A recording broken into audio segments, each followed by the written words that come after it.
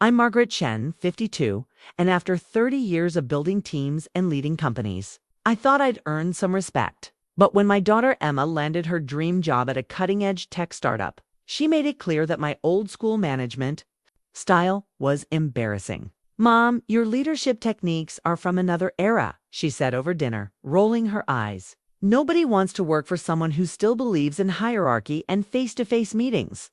Her words stung deeper than I expected. Here I was, having successfully led 3 major corporate turnarounds, and my own daughter saw me as a relic. I started questioning everything: my methods, my relevance, even my worth as a leader. But 3 months later, when Emma's boss reached out personally to hire me as a consultant for their struggling company, everything changed. What I discovered about my daughter's workplace and about her would challenge everything we both thought we knew about leadership, respect, and the value of experience. If you've ever felt dismissed by the next generation, subscribe for more stories of unexpected validation. That night, I sat in my home office surrounded by the evidence of my career. Awards line the shelves: Executive of the Year, Leadership Excellence, Outstanding Achievement in Organizational Development. Each plaque felt heavier than usual, their gold lettering somehow dimmed by Emma's casual dismissal. I picked up the Crystal Award from my most challenging turnaround, a manufacturing company on the brink of bankruptcy. When I took over, employees were demoralized, productivity was at an all-time low, and the company culture was toxic. Through careful relationship building, clear communication, and yes, structured meetings, I had transformed that workplace into a thriving environment where people actually wanted to work. But according to my daughter, none of that mattered anymore. The irony wasn't lost on me. I had raised Emma alone after her father left when she was 5.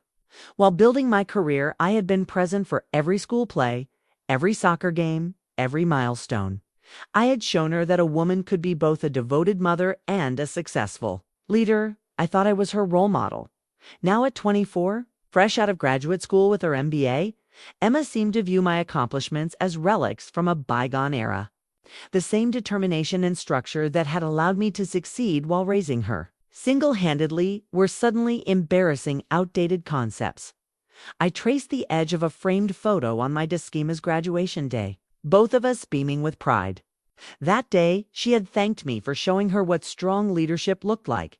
What had changed? When had my experience become a liability instead of wisdom? The restaurant receipt from that painful dinner sat on my desk like a paper cut that wouldn't heal. $43 for a meal that left me questioning everything I thought I knew about my own value. I had built my career on the foundation that good leadership was timeless, was about people, relationships, and creating environments where everyone could thrive.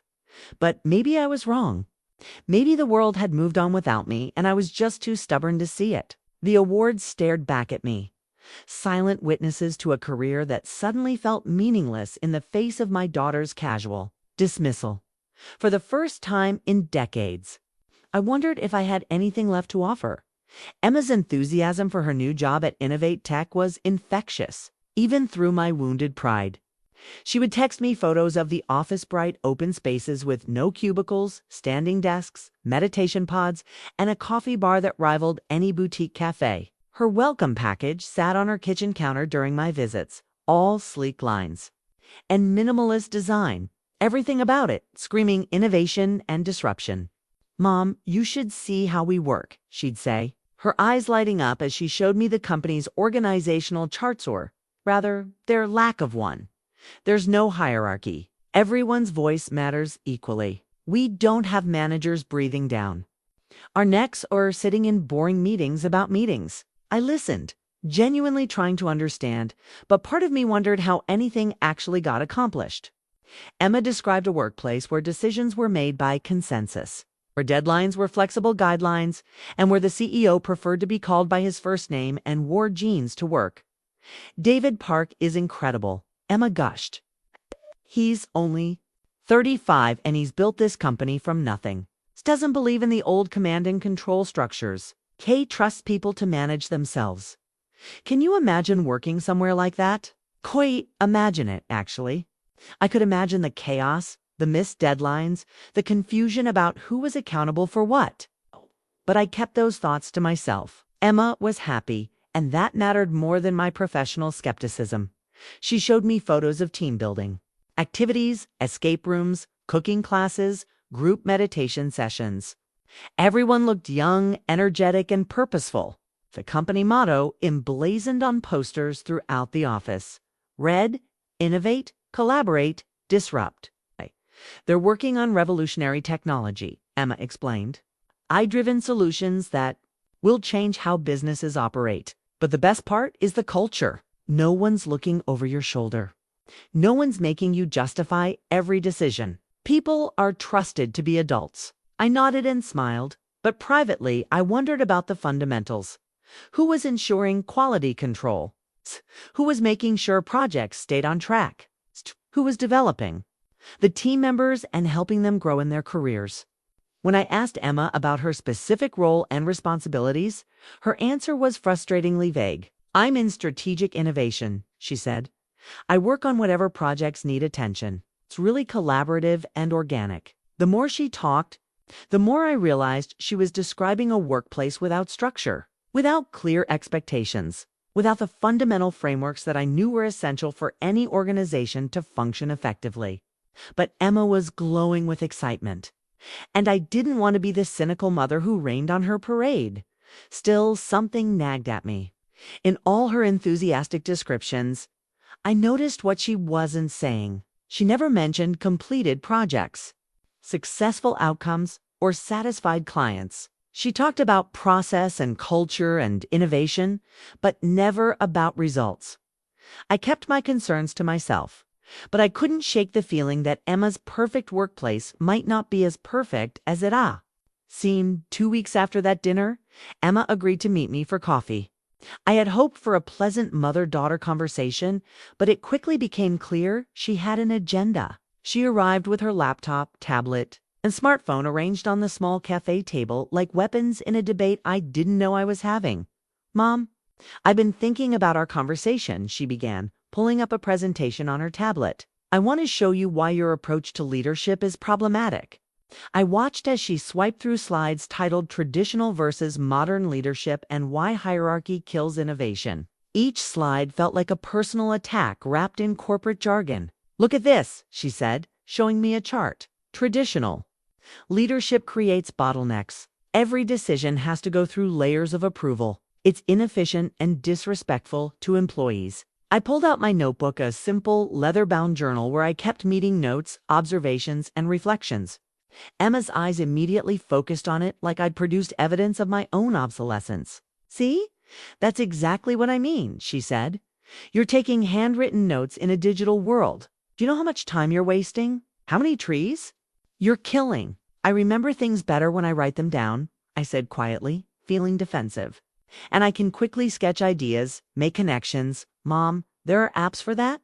Voice-to-text, mind mapping software, collaborative platforms. You could be sharing your thoughts in real time with team members instead of hoarding them in a private notebook. I looked down at my careful handwriting, the neat bullet points, the thoughtful observations I'd made about our conversation. Each word represented deliberate thinking, careful consideration. But in Emma's eyes, I saw only pity.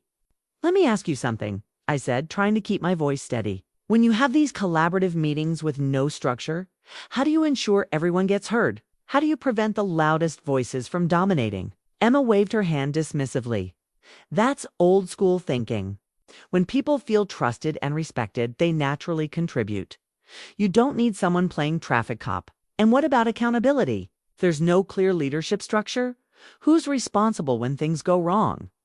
We're all responsible, Emma said with the confidence of someone who had never actually seen this tested. That's the beauty of it. Everyone has ownership. I thought about the manufacturing company I'd saved, where everyone being responsible had meant no one was responsible, where the lack of clear leadership had created a culture of blame and finger-pointing. But Emma's expression told me she wasn't interested in my war stories. Mom, I love you, but you have to understand the world has changed. People don't want to be managed anymore. They want to be empowered. They want to be treated like adults who can make their own decisions. Always treated my team members like adults, I said. But adults need clear expectations, regular feedback, and support to grow. That's not controlling, that's caring. Emma shook her head. That's micromanaging. That's the old command and control model that's killing engagement and innovation. We sat there, 2 generations of professional women unable to find common ground. I felt a deep sadness. Emma saw my methods as oppressive and outdated. I saw her approach as chaotic and unsustainable. We were speaking different languages. Even though we both wanted the same thing for people to thrive at work, the coffee grew cold as we talked.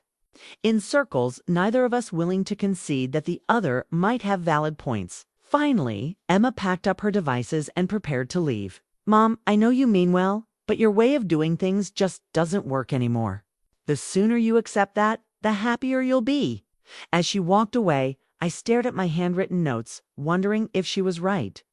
Maybe I was a relic. Maybe the business world had evolved beyond my ability to adapt. Maybe it was time to admit that my era was over. The call came on a Tuesday morning while I was reviewing quarterly reports for one of my long-term clients. The number was unfamiliar, but the voice was confident and professional. Ms. Chen, this is David Park, CEO of Innovate Tech. I hope I'm not catching you at a bad time. I nearly dropped the phone. Emma's boss, the young CEO she admired so much, was calling me directly. My first thought was that something had happened to Emma, but his tone was too businesslike for an emergency. I've been researching your background, he continued, and I'm impressed by your track record. I'd like to discuss a potential consulting opportunity. I stared at the business card Emma had shown me months ago, still sitting on my desk. David Park, CEO and founder, Innovate Tech. The sleek design seemed to mock my all-clean lines and forward-thinking typography. Everything my traditional approach apparently wasn't. I'm not sure I understand, I said carefully. What kind of consulting opportunity? We're facing some organizational challenges, David said, his voice carrying a weight that surprised me. I've done my homework on your previous work. Turnaround at Meridian Manufacturing, the restructuring at Global Dynamics, the culture transformation at Anderson Corp. Your results speak for themselves. This was surreal. The same company where Emma worked, where my old-school methods were considered embarrassing, was seeking my expertise. I felt like I was being pranked.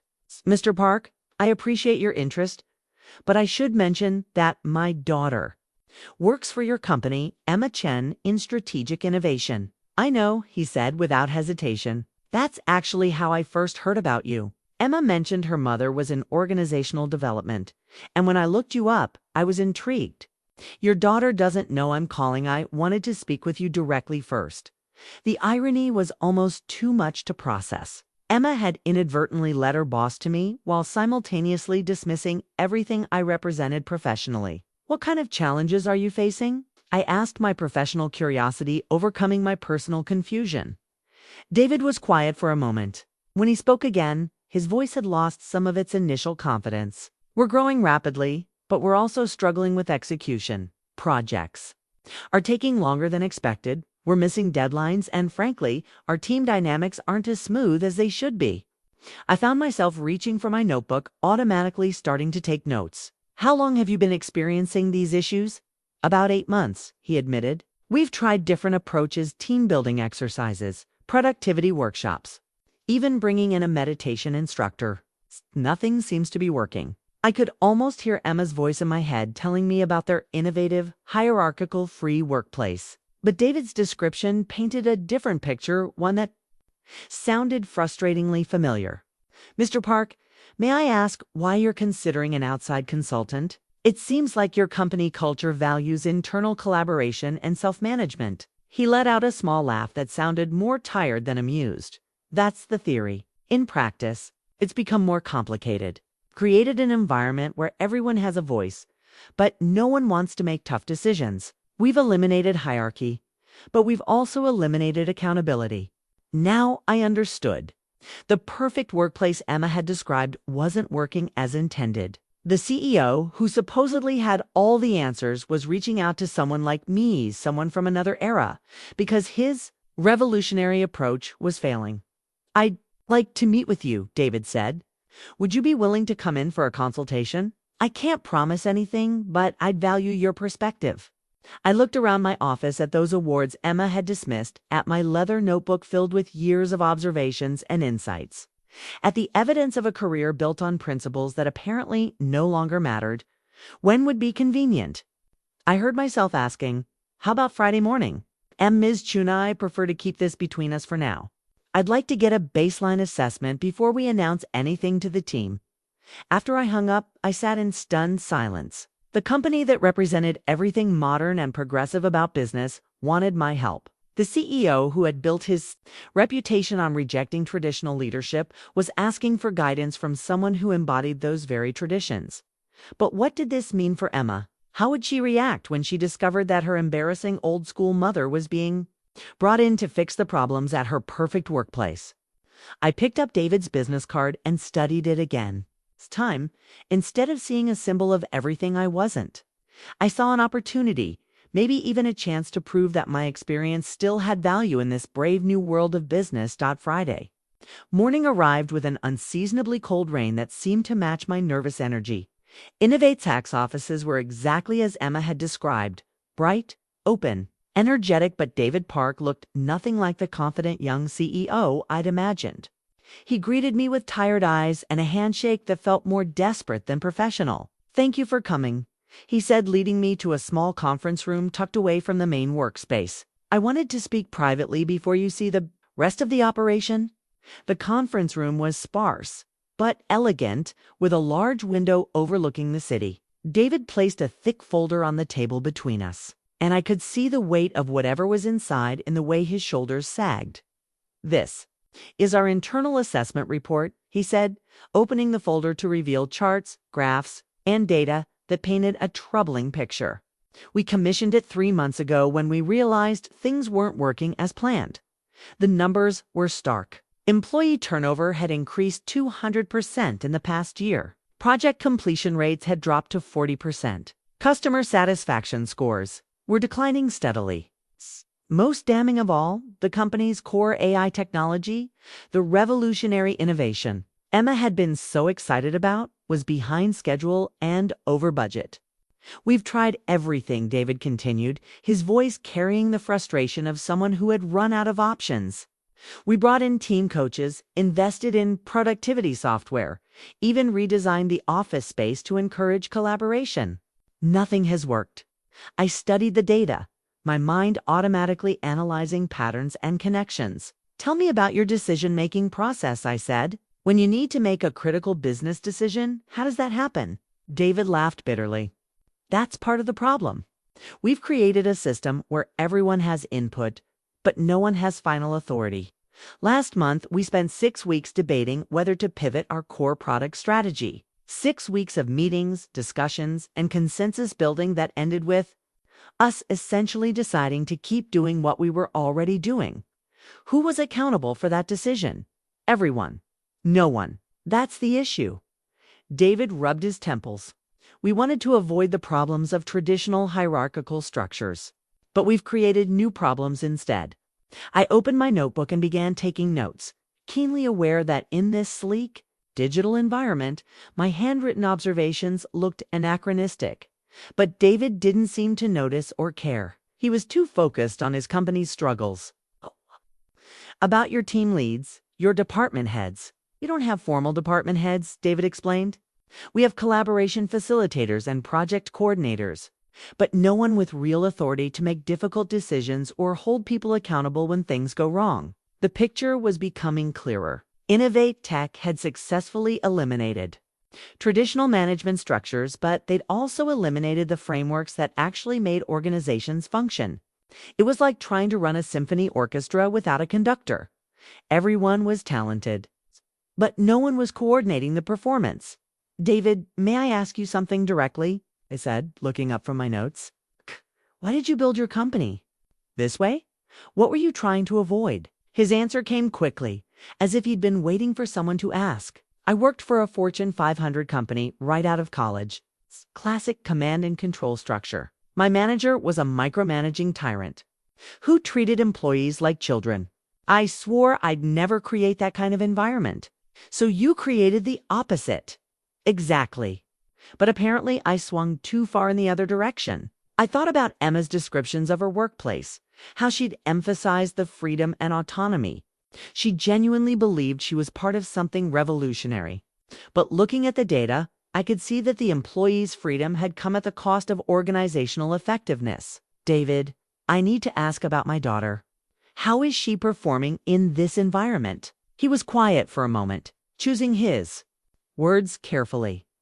Emma is talented and enthusiastic. She has great ideas and a lot of energy. But like many of our employees, she's struggling with the lack of structure. She's working on 3 different projects simultaneously, none of which have clear objectives or deadlines. Is she aware of the company's struggles?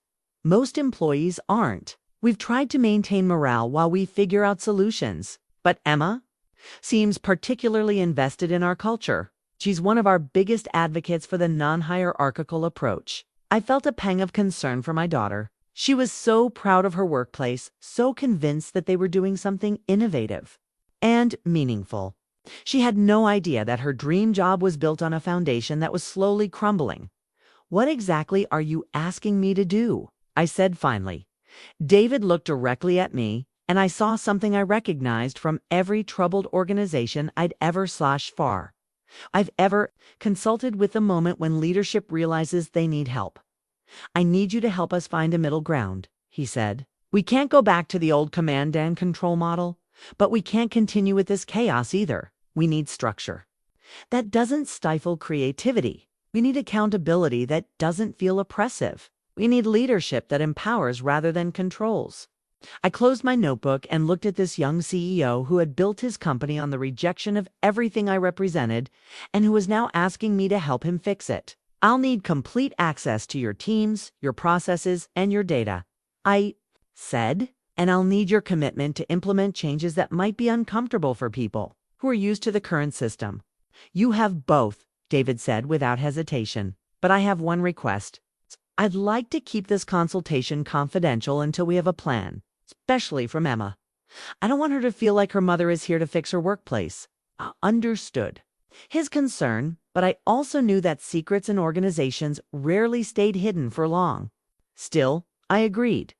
Emma would find out eventually, but perhaps by then, I'd have proven that my old-school methods could coexist with their modern values.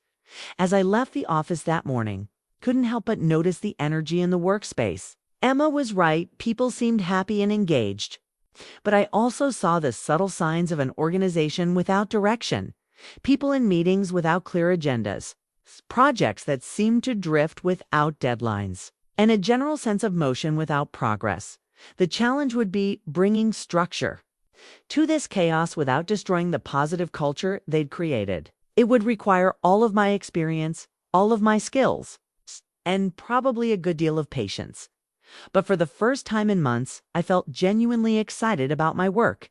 Maybe my era wasn't over after all. The non-disclosure agreement felt heavier than it should have as I signed it in David's office the following Monday. The legal language was standard, but the weight of secrecy made everything feel more serious. I was about to become an insider in my daughter's workplace, privy to problems she didn't even know existed.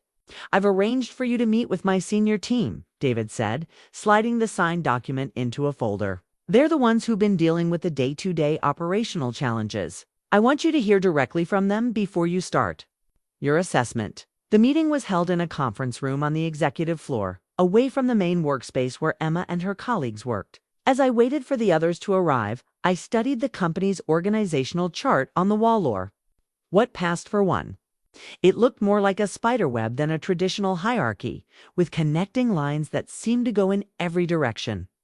3 people joined us: Sarah Martinez, the Chief Technology Officer; Michael Thompson, the Head of Operations; and Jennifer Leo, the Director of People and Culture. All were young, probably in their early 30s, and all looked tired in a way that suggested their exhaustion went deeper than just long hours. Thank you all for coming, David began. I've asked Margaret to help us address some of the organizational challenges we've been facing. I want you to be completely honest with her about what you're experiencing. Sarah spoke first, her voice carrying the frustration of someone who'd been holding back for too long. The biggest problem is decision paralysis. We have brilliant people with great ideas, but we can't move forward on anything because we're constantly seeking consensus. Last week, we spent 4 hours debating the color scheme for our user interface. 4 hours! And when we finally make a decision, Michael added, there's no clear ownership of the outcome. If something goes wrong, everyone points fingers because no one was ultimately responsible. Jennifer leaned forward, her expression pained. We've created a culture where no one wants to be the bad guy who makes tough decisions. So important conversations get avoided, performance issues go unaddressed, and problems compound until they become crises. I took notes as they spoke, recognizing patterns I'd seen in countless organizations. But this was different. These weren't problems created by too much structure, but by too little. Give me a specific example, I said. Walk me through a recent project that illustrates these issues. Sarah and Michael exchanged glances, and I could see them making a silent decision about how much to reveal. Our core AI platform, Sarah said finally, supposed to launch 6 months ago. We've missed 3 different deadlines because we keep redesigning it based on feedback from different team members. Everyone has input, but no one has the authority to say this is good enough and move forward. What about the project team? I asked, who's leading that initiative? That's the problem, Michael said. We have 5 people who are all supposedly co-leading it. They're all brilliant, but they have different visions for what the final product should look like. Instead of having one person make the final call, we keep trying to incorporate everyone's ideas. Jennifer nodded. And because no one wants to override their colleagues, the project just keeps growing in scope and complexity. We've added features that weren't in the original plan, changed the user interface 3 times, and completely rewritten the back-end architecture twice. What about deadlines? I asked. How are those managed? We don't really have hard deadlines, David admitted. We have target dates and milestone goals, but we've found that rigid deadlines stifle creativity and create unnecessary pressure. I put down my pen and looked at the 4 of them. Let me ask you something.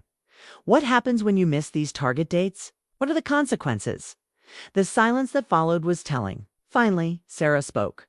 We extend the timeline and reassess our priorities. And what about accountability to customers, to investors, to the market? We're still in development phase, Michael said defensively. We're not ready for market pressures yet, but I could see in their faces that they knew this wasn't entirely true. The data David had shown me indicated that market pressures were already affecting the company.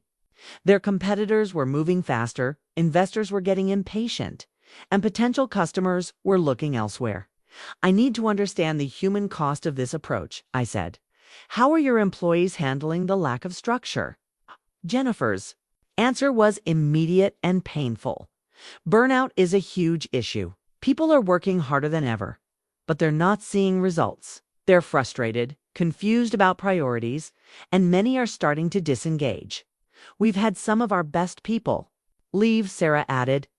They cite lack of career progression and unclear expectations as reasons for leaving. They want to do good work, but they don't know what success looks like.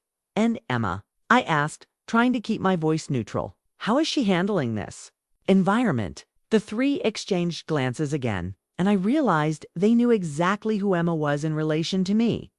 Emma is a perfect example of our challenges, Jennifer said carefully. She's talented, enthusiastic, and full of ideas, but she's also overwhelmed, unclear about her role, and frustrated that her projects never seem to reach completion. She believes in our culture, Michael added. She's one of our biggest advocates for the non-hierarchical approach. But she's also showing signs of stress and burnout. I felt a knot form in my stomach. Emma was suffering in the very environment she'd been defending to me. She was so invested in the company's ideals that she couldn't see or couldn't admit that those ideals weren't working. What do you need from me? I asked finally. David leaned forward. We need help finding a sustainable middle ground. I don't want to become a traditional hierarchical company, but we need more structure than we currently have. We need accountability without oppression, leadership without micromanagement, and we need to do it without destroying the positive aspects of our culture, Sarah added. People do feel valued here. they do feel like their voices matter. We don't want to lose that. As the meeting ended, I realized the complexity of the challenge ahead. These weren't incompetent leaders, they were smart, well-intentioned people who had created a system that sounded good in theory but was failing in practice. They needed help, but they also needed to maintain their dignity and their vision for what work could be. And somewhere in the middle of all this was my daughter, working harder than ever in a job that was slowly undermining her success and well-being, all while believing she was part of something revolutionary. The weight of the NDA felt heavier as I left the office. I was now carrying secrets about Emma's workplace that she didn't know, problems that were affecting her daily life, and solutions that might challenge everything she believed about modern leadership. But I also felt a familiar surge of professional energy. This was the kind of challenge I'd built my career on, helping organizations find their way through complex problems toward sustainable solutions. The only difference was that this time, the stakes were deeply personal. David arranged for me to spend a week observing the company's operations, introduced simply as a business consultant conducting a routine assessment. I was given a temporary desk in a corner of the main workspace, close enough to observe but far enough away to avoid drawing attention. My first day of observation was eye-opening. The office energy that Emma had described so enthusiastically was real. People seemed genuinely happy to be there. But underneath the surface, I began to notice patterns that explained the dysfunction the leadership team had described. I opened my observation journal and began documenting what I saw. The morning started with what they called a daily sync, a company-wide meeting where anyone could share updates or ask for help. It was a beautiful concept in theory, but in practice, it was 15 minutes of scattered announcements with no clear priorities or follow-up actions. I watched Emma during this meeting. She was animated, engaged, and clearly passionate about her work. But when she mentioned that her project timeline was flexible and that she was exploring different approaches, I recognized the corporate speak for "I'm behind schedule and don't know how to get back on track."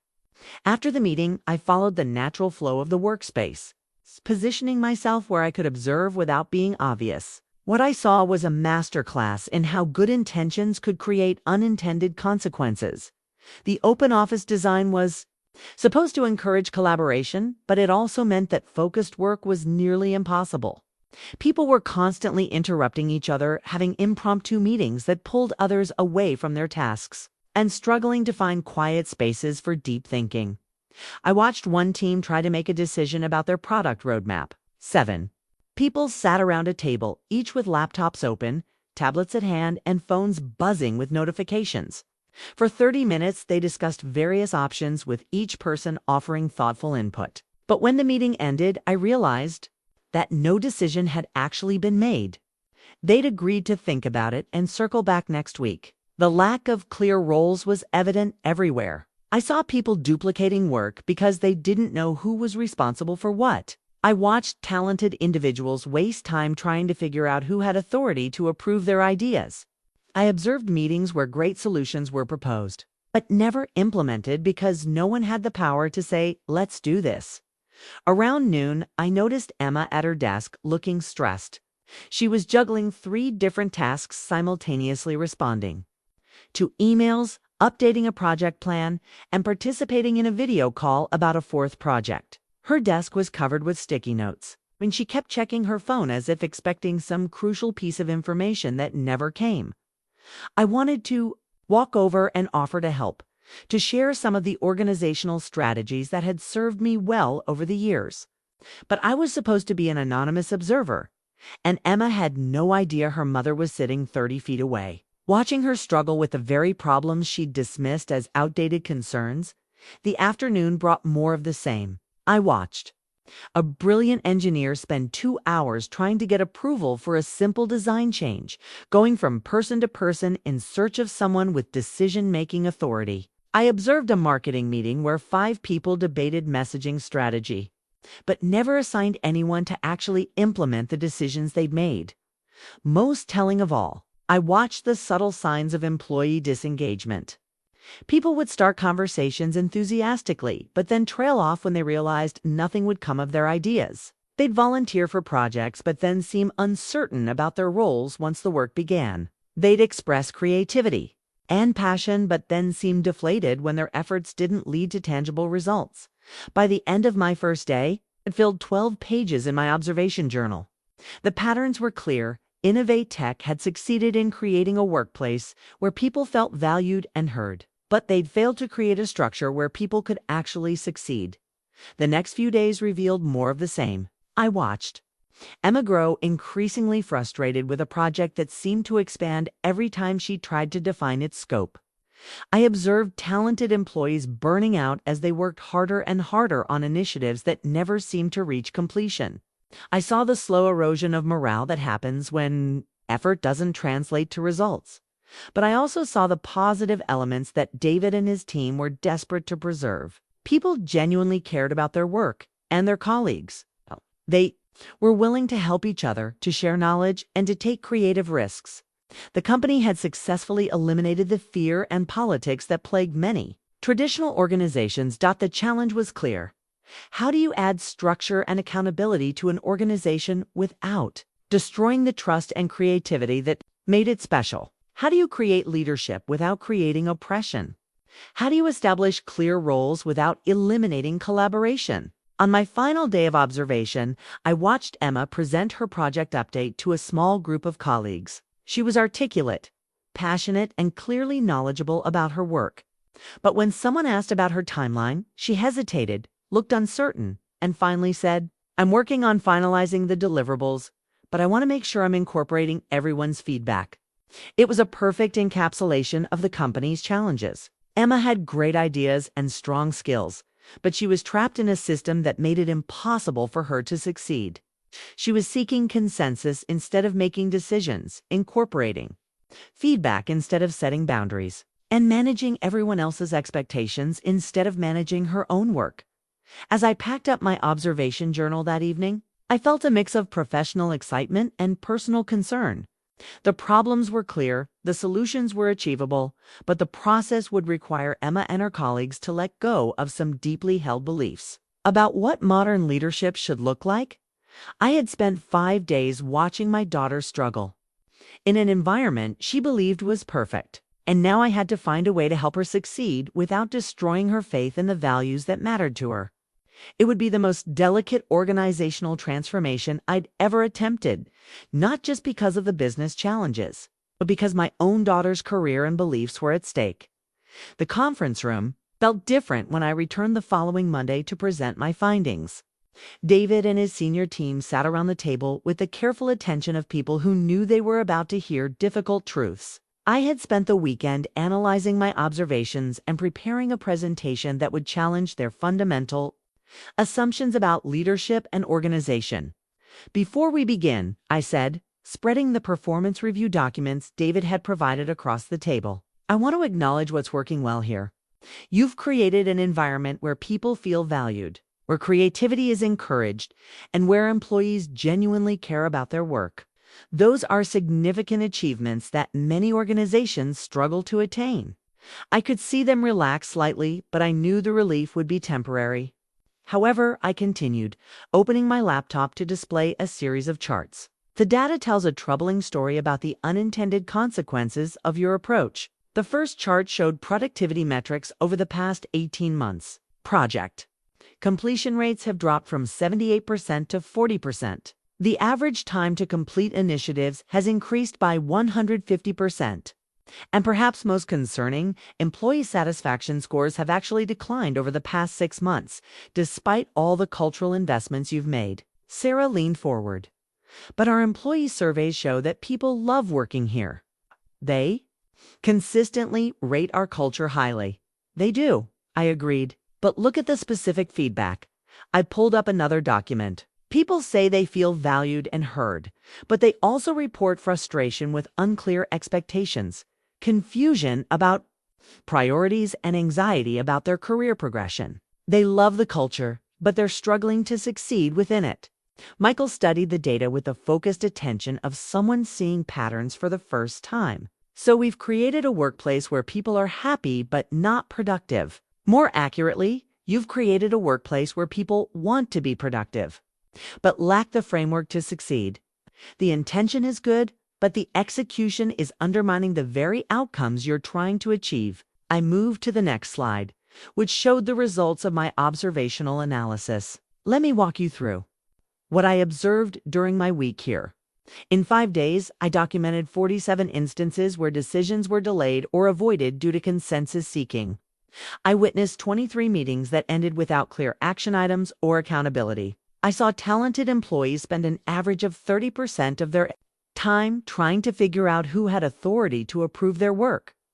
The room was quiet as I continued. Your daughter, I said, looking directly at David, spent 14 hours last week on a project that should have taken 4 hours. Not because the work was complex, but because she kept seeking input and approval from people who didn't have the authority to give it.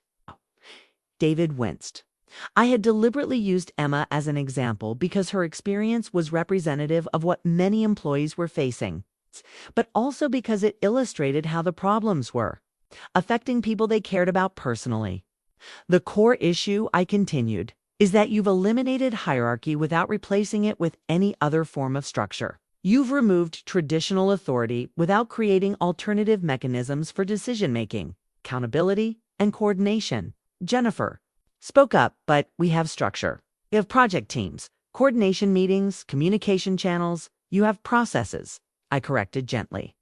But processes without authority are just activities. When a project team can't make decisions because they're waiting for consensus from 15 people, the process becomes an obstacle rather than a tool. I pulled out a simple diagram I'd sketched. Over the weekend, think of organizational structure like the framework of a building. You can design beautiful open spaces, but you still need load-bearing walls and a foundation. If you've created the open spaces, but you've removed the structural elements that allow the building to stand. So what are you suggesting? David asked. That we go back to traditional management hierarchies. Not at all. But I am suggesting that you need to create new forms of structure that align with your values. You need what I call empowering accountability. Clear roles and decision-making authority that enhance rather than restrict employee autonomy. I move to my final set of recommendations. Here's what I'm proposing. First, establish clear decision-making.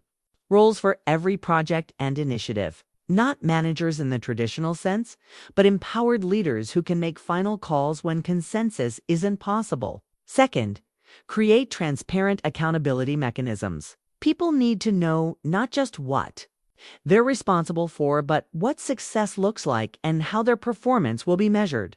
Third, implement what I call bounded autonomy. Give people complete freedom to decide how they do their work. But be crystal clear about what needs to be accomplished and when. Sarah was taking notes, but I could see skepticism in her expression. Doesn't this just recreate the command and control structures we were trying to avoid? Only if you implement it that way, I said. The difference is in the intention and the execution. Traditional hierarchies are about controlling people. What I'm proposing is about empowering people to succeed. I stood up and moved to the whiteboard. Let me give you a concrete example. Right now, when Emma wants to change the scope of her project, she spends hours seeking input from colleagues, then more hours trying to build consensus around the change, then even more hours second-guessing the decision because no one with real authority signed off on it. I drew a simple flow chart. In the new structure, Emma would have a designated project authority, someone empowered to make scope decisions. She could seek input from anyone she wanted, but when she needed a final decision, she'd have a clear person to go to who could give her a definitive answer. But what if that person makes the wrong decision? Michael asked. Then they're accountable for the outcome and they learn from it. Right now, when things go wrong, no one is accountable, so no one learns. You've eliminated the possibility of bad decisions, but you've also eliminated the possibility of decisive action. The room fell silent as they absorbed the implications. Finally, David spoke. How do we implement this without destroying the culture we built? Carefully, I said, with transparency, with employee input, and with a clear commitment to maintaining the values that matter to your people. The goal isn't to impose structure from above, but to co-create frameworks that help everyone succeed. I closed my laptop and looked around the table. You have brilliant people who want to do excellent work. Right now, you're making it harder for them to succeed than it needs to be. The solution isn't to control them more, it's to support them better. As the meeting ended, I could see that I had given them a lot to think about. The data was clear. The problems were documented and the solutions were achievable. But implementation would require them to challenge some fundamental assumptions about leadership and authority. Most importantly, it would require Emma and her colleagues to let go of the idea that all structure is oppressive, and to embrace the possibility that the right kind of structure could actually enhance their autonomy and effectiveness. The question now was whether they were ready to make that leap, and whether I could guide them through the NCH without losing the positive elements of what they'd built. That evening, I found myself doing something I hadn't done in years, dropping by Emma's apartment unannounced. I told myself I was just being a caring mother, but the truth was more complicated. After spending a week watching her struggle at work, I needed to see how she was handling the stress at home. Emma answered the door in pajamas at 7 p.m., her hair pulled back in a messy bun, looking surprised but pleased to see me. "Mom, what are you doing here?" "I was in the neighborhood." I lied smoothly. "Thought I'd check in on my daughter." She invited me in, and I immediately noticed the changes in her usually immaculate apartment. Her kitchen counter was covered with empty coffee, cups, and takeout containers. Her living room table was scattered with work papers, her laptop, and what looked like 3 different notebooks, filled with project plans and to-do lists. But it was the items on her bedside table that really caught my attention when she went to get us both some tea. Meditation app was open on her tablet, showing a 21-day stress relief challenge. Next to it was a prescription bottle for anxiety medication and a pile of self-help books with titles like Managing Overwhelm and Finding Focus in Chaos.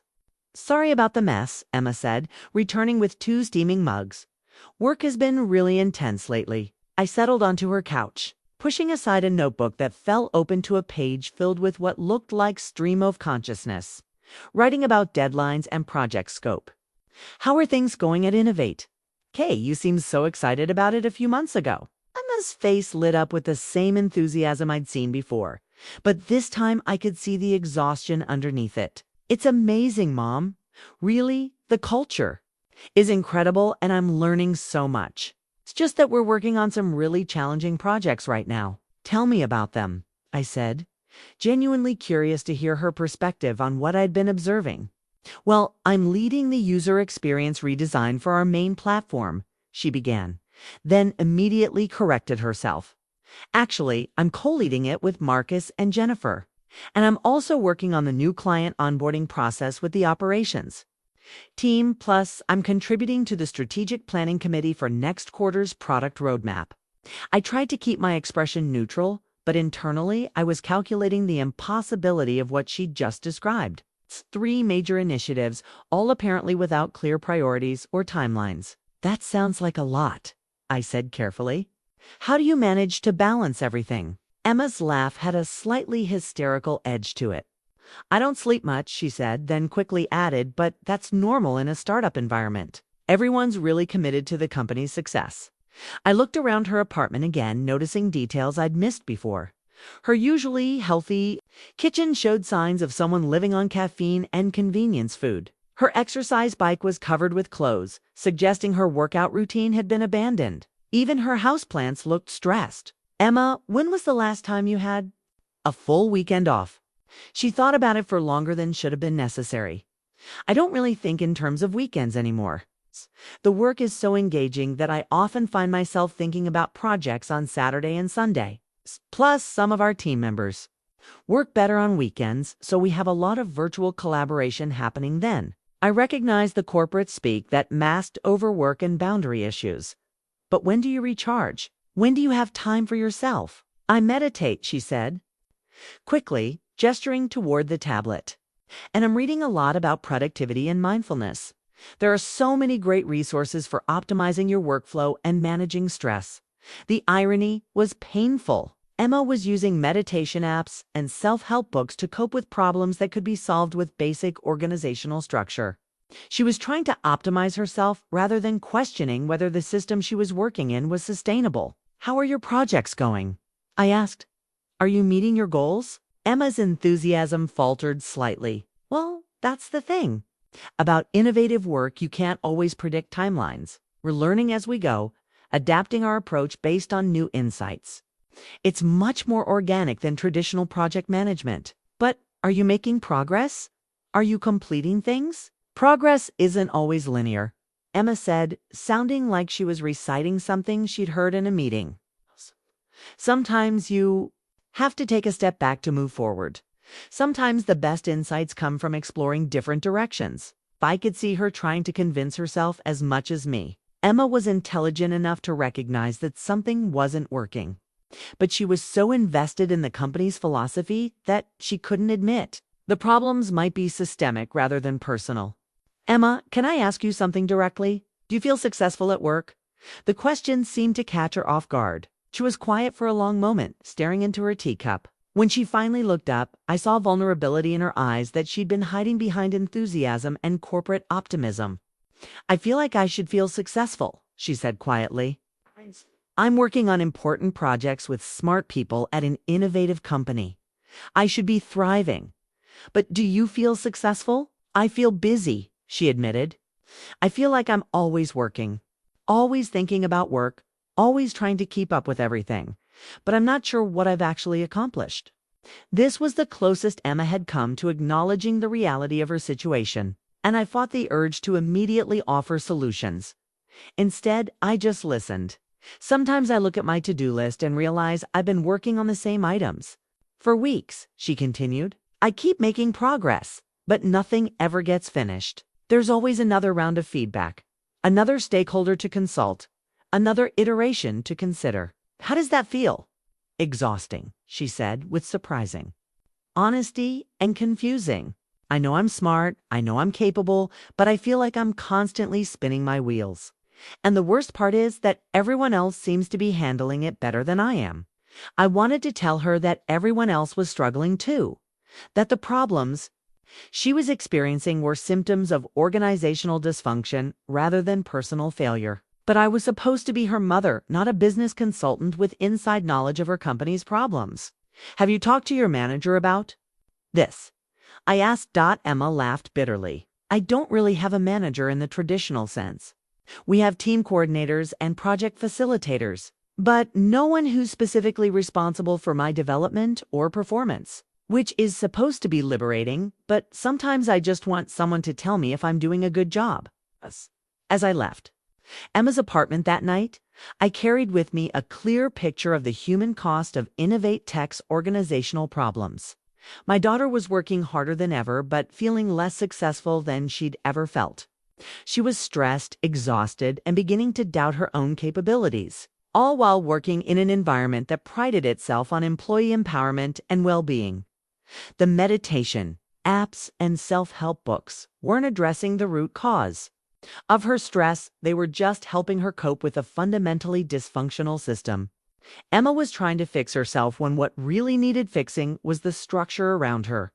I had the knowledge and experience to help her, but I also had to maintain the confidentiality of my consulting work. The challenge would be finding a way to support my daughter while implementing the organizational changes that could address the underlying problems affecting her and all her colleagues.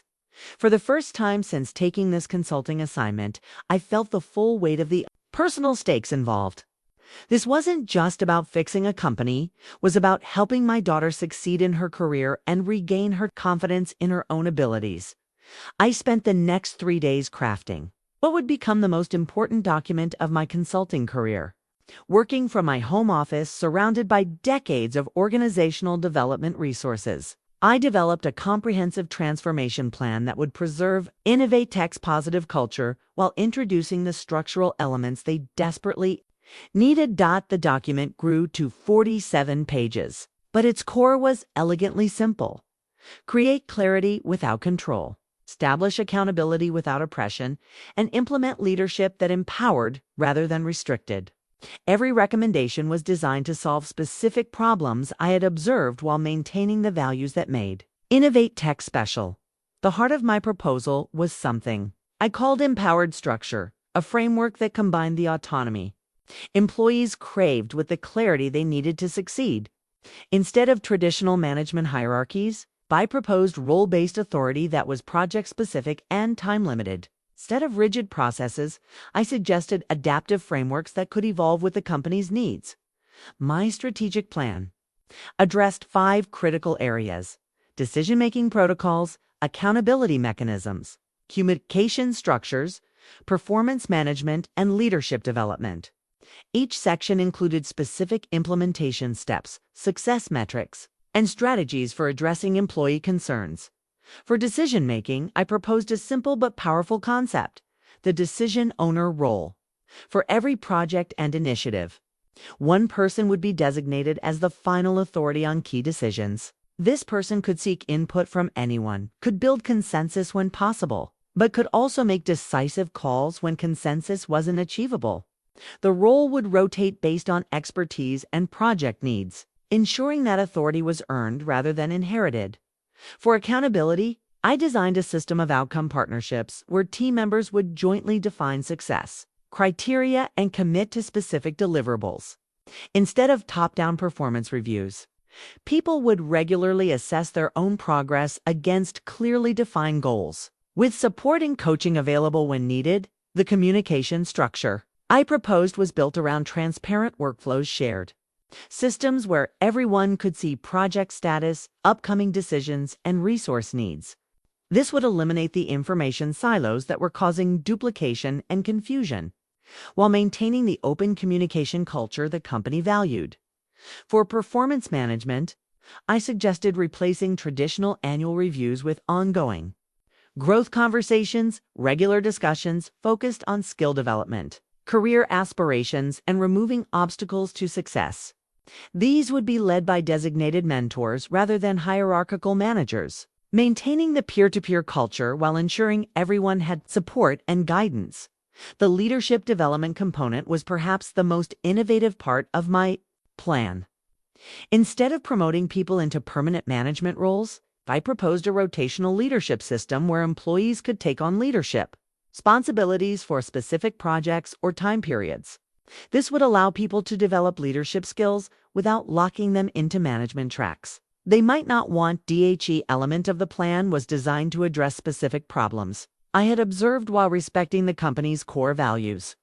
The decision-making protocols would end the paralysis that was preventing progress. The accountability mechanisms would ensure that people knew what success looked like. The communication structures would eliminate confusion and duplication. The performance management system would give people the feedback and support they craved. And the leadership development would create pathways for growth without imposing unwanted hierarchy.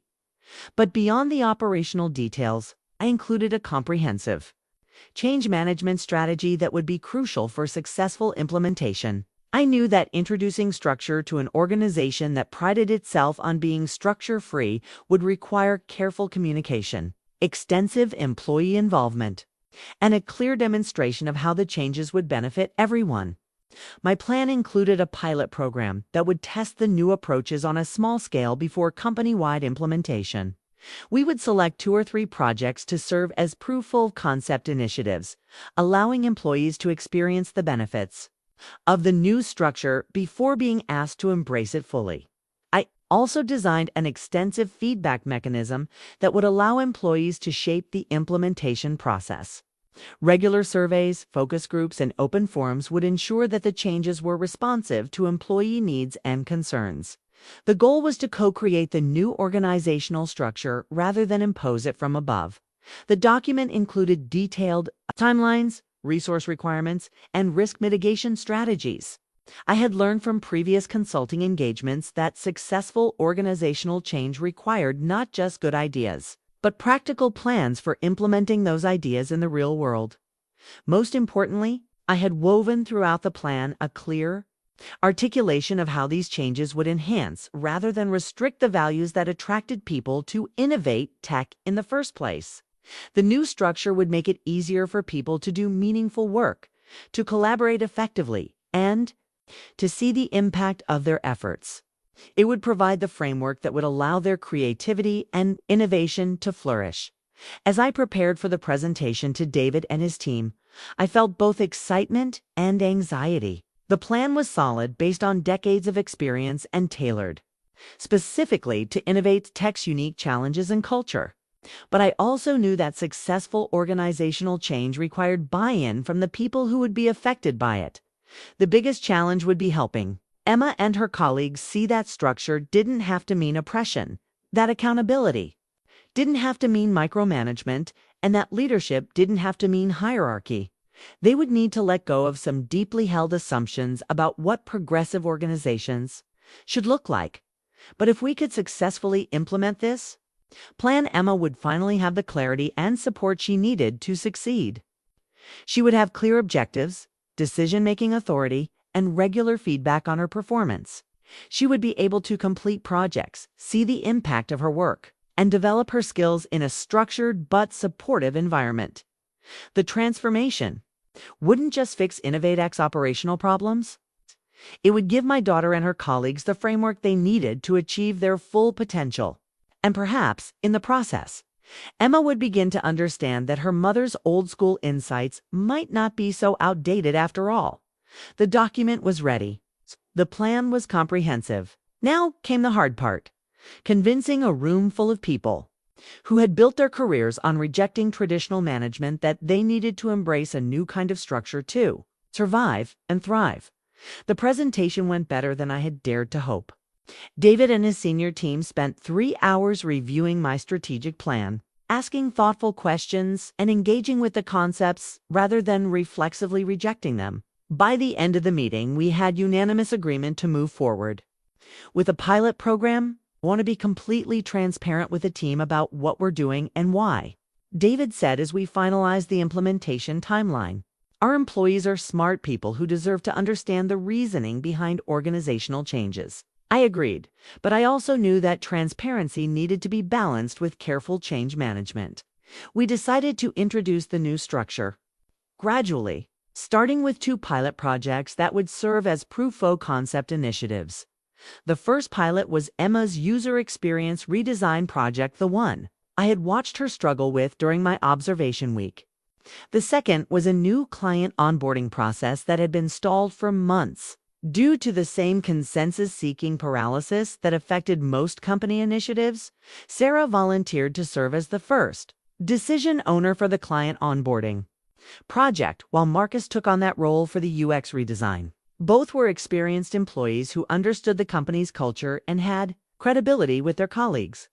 The announcement came during the weekly company meeting, and I watched from my temporary desk as David explained the pilot program to the assembled employees.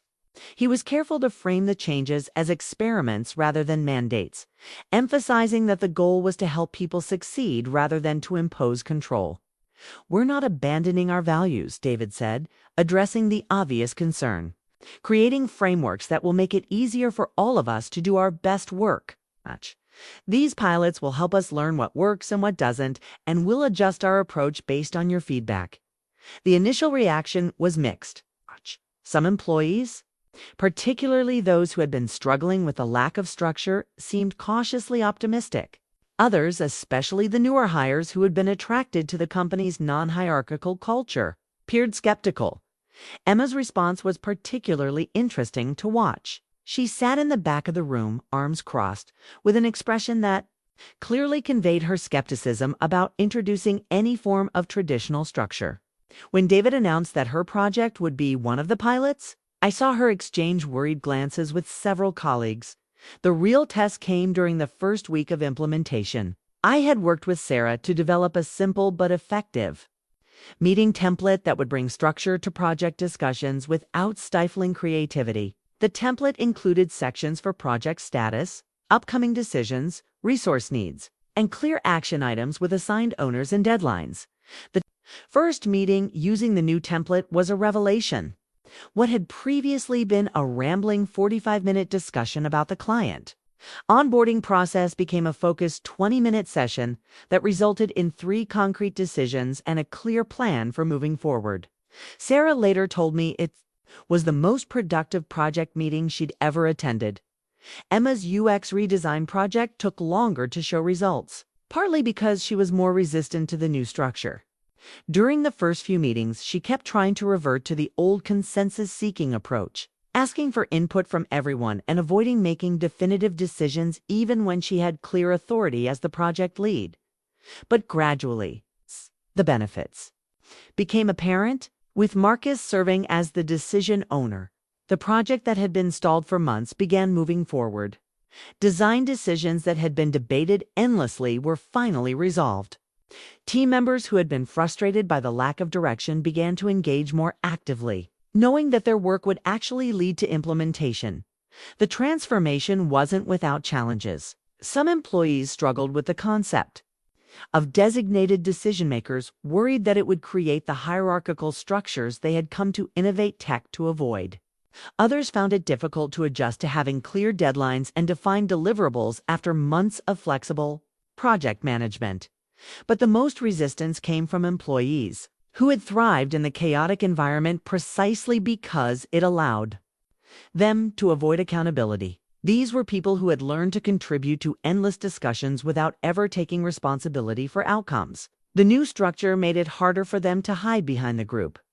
I spent considerable time during the first weeks of implementation providing coaching and support to employees who were struggling with the transition. My role was to help them understand that structure didn't mean oppression, that accountability didn't mean micromanagement, and that clear expectations were actually a form of support rather than control. The breakthrough came during the third week of the pilot program. Emma's team completed their first major deliverable under the new structure, a comprehensive UX audit that had been almost finished for months. The sense of accomplishment was palpable. Team members who had been spinning their wheels for weeks suddenly had concrete evidence of their progress. More importantly, they began to see how the new structure was actually enhancing their creativity, rather than restricting it. With clear objectives and deadlines, they could focus their creative energy on solving specific problems rather than endlessly debating what problems they should be solving. The client onboarding project showed even more dramatic results. Within 3 weeks, Sarah's team had completed more work than they had accomplished in the previous 3 months. The new process they developed was not only more efficient, but also more user-friendly, incorporating innovative features that had been discussed but never implemented under the old system. As word of the pilot's successes spread through the company, the resistance began to soften. Employees who had been skeptical about the new structure started asking when their projects would be included in the next phase of implementation. People began to see that structure could be a tool for empowerment rather than control. The most significant change was in the overall energy of the workplace. Instead of the frustrated confusion that had characterized many interactions, there was a sense of purpose and progress. People knew what they were working on, why it mattered, and how their success would be measured. Emma's transformation was particularly gratifying to watch. As she began to experience the benefits of clear decision-making authority and defined objectives, her confidence grew. She started making decisions more quickly, communicating more effectively with her team, and taking ownership of outcomes in ways that had been impossible under the old system.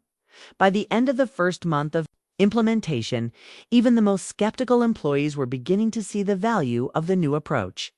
The pilot projects had demonstrated that structure and innovation could coexist, that accountability and creativity could be mutually reinforcing, and that clear leadership could actually increase rather than decrease employee empowerment. The foundation was laid for company-wide implementation. But more importantly, Emma and her colleagues were beginning to understand that effective leadership wasn't about control. It was about creating the conditions where people could do their best work.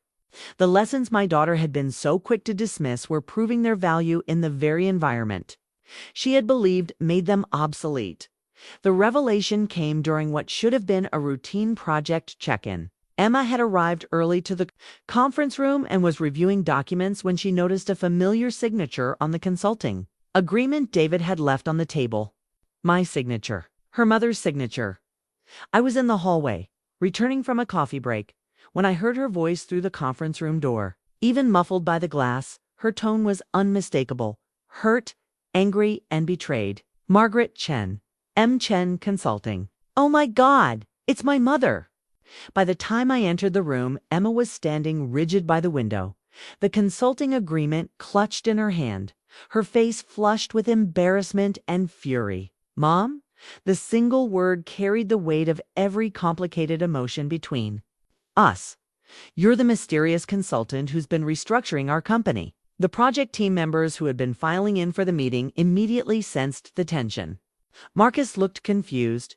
Jennifer appeared uncomfortable, and Michael quietly suggested they reschedule. Oh, no, Emma said sharply. Stay. I want everyone to understand what's been happening here. I remained calm, drawing on decades of experience, managing difficult conversations. Kema, I think we should discuss this privately. Privately.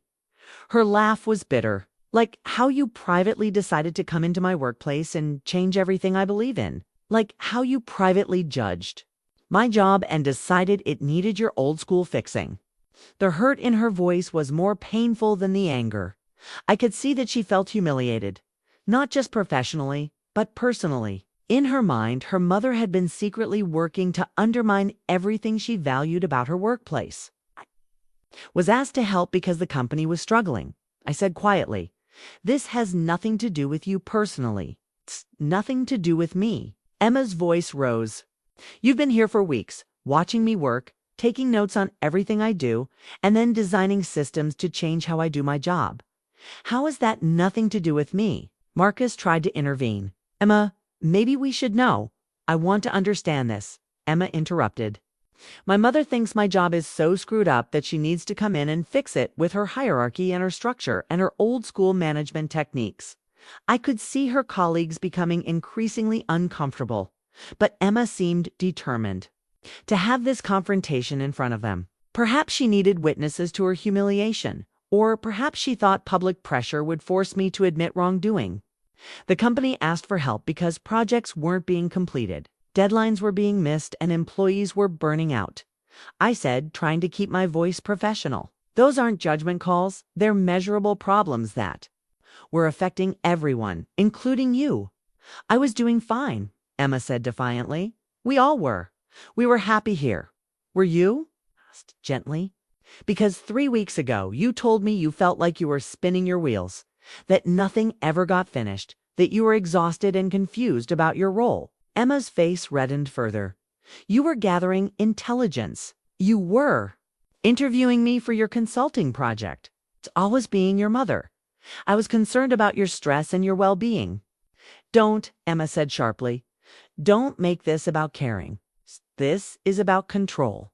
This is about you not being able to accept that there are other ways to do things, better ways than your outdated methods."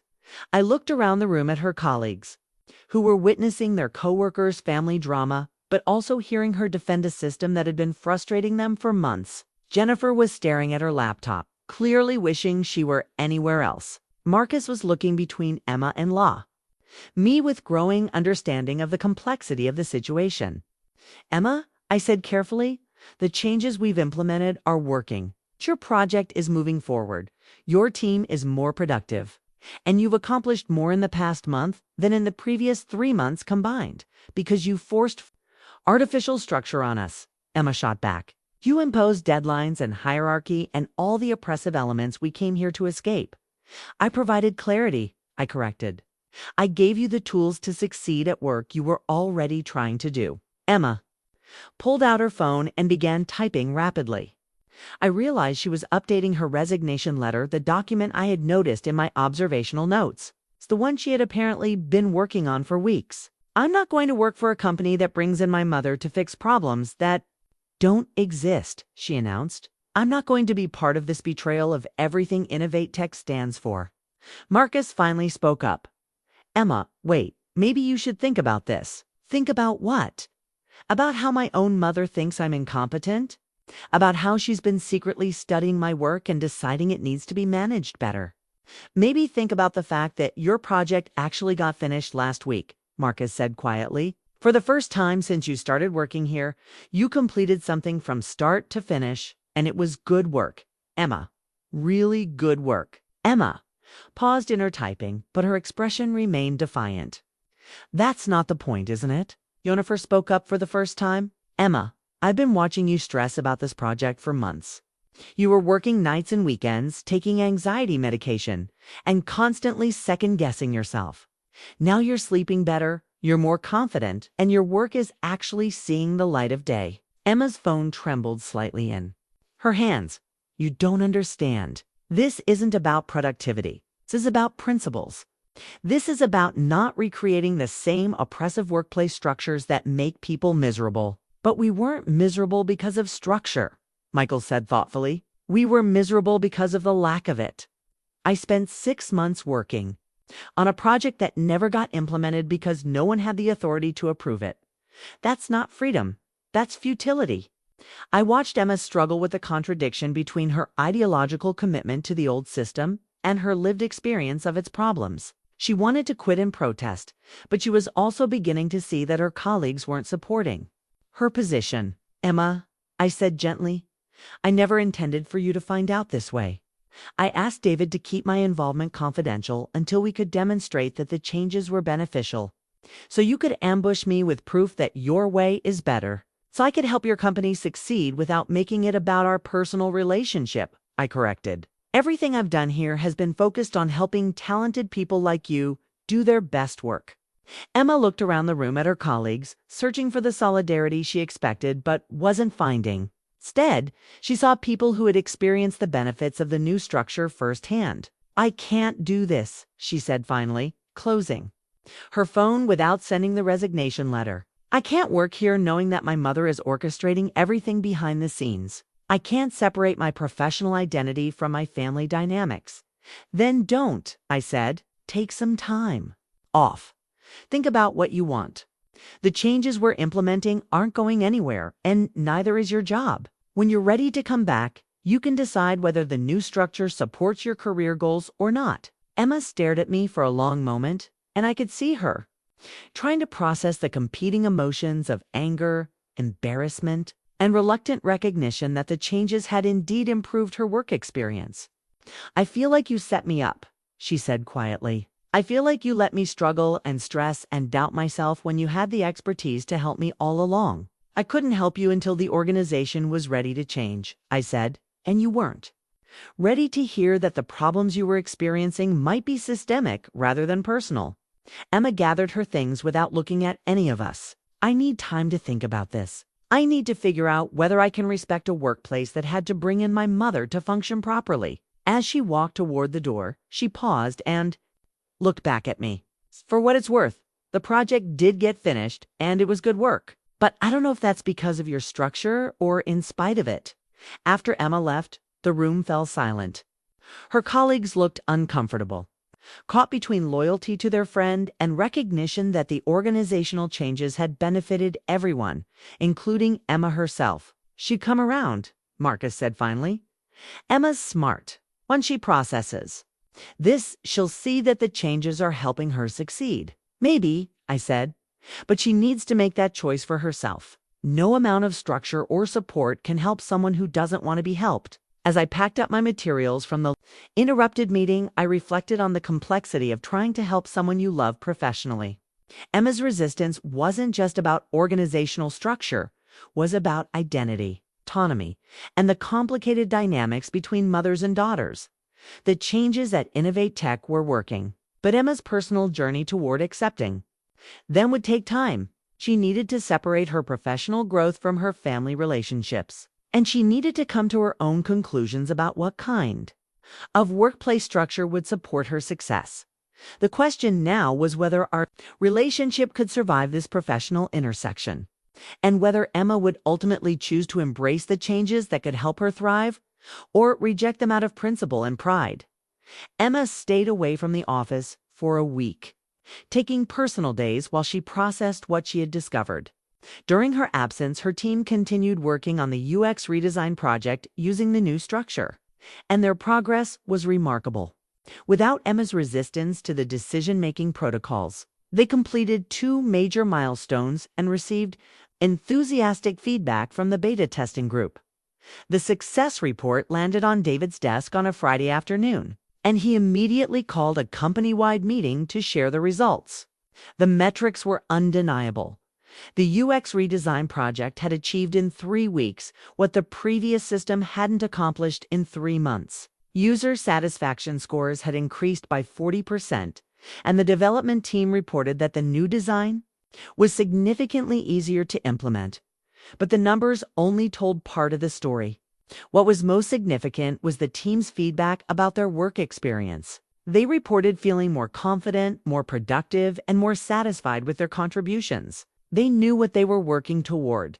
They understood their roles, and they could see the direct impact of their efforts. "This is what we've been trying to achieve since we started the company," David announced to the assembled employees. "We wanted to create an environment where people could do their best work, where creativity could flourish, and where everyone could see the value of their contributions. The new structure isn't changing our values. It's helping us live up to them." I watched from the back of the room as employees absorbed this message. The transformation over the past month had been gradual but unmistakable. The workplace energy had shifted from frustrated confusion to focused productivity. People seemed more confident, more collaborative, and more satisfied with their work. After the meeting, several employees approached me to express their appreciation for the changes. Sarah mentioned that she was sleeping better now that she had clear authority to make decisions without endless committee discussions. Marcus said he was more creative now that he understood the parameters within which he was working. Jennifer noted that she was having more meaningful conversations with colleagues because they had shared objectives and clear timelines. But it was Michael's comment that struck me most deeply. "I finally feel like I'm good at my job again," he said. "For months, I thought I was failing because I couldn't keep up with everything.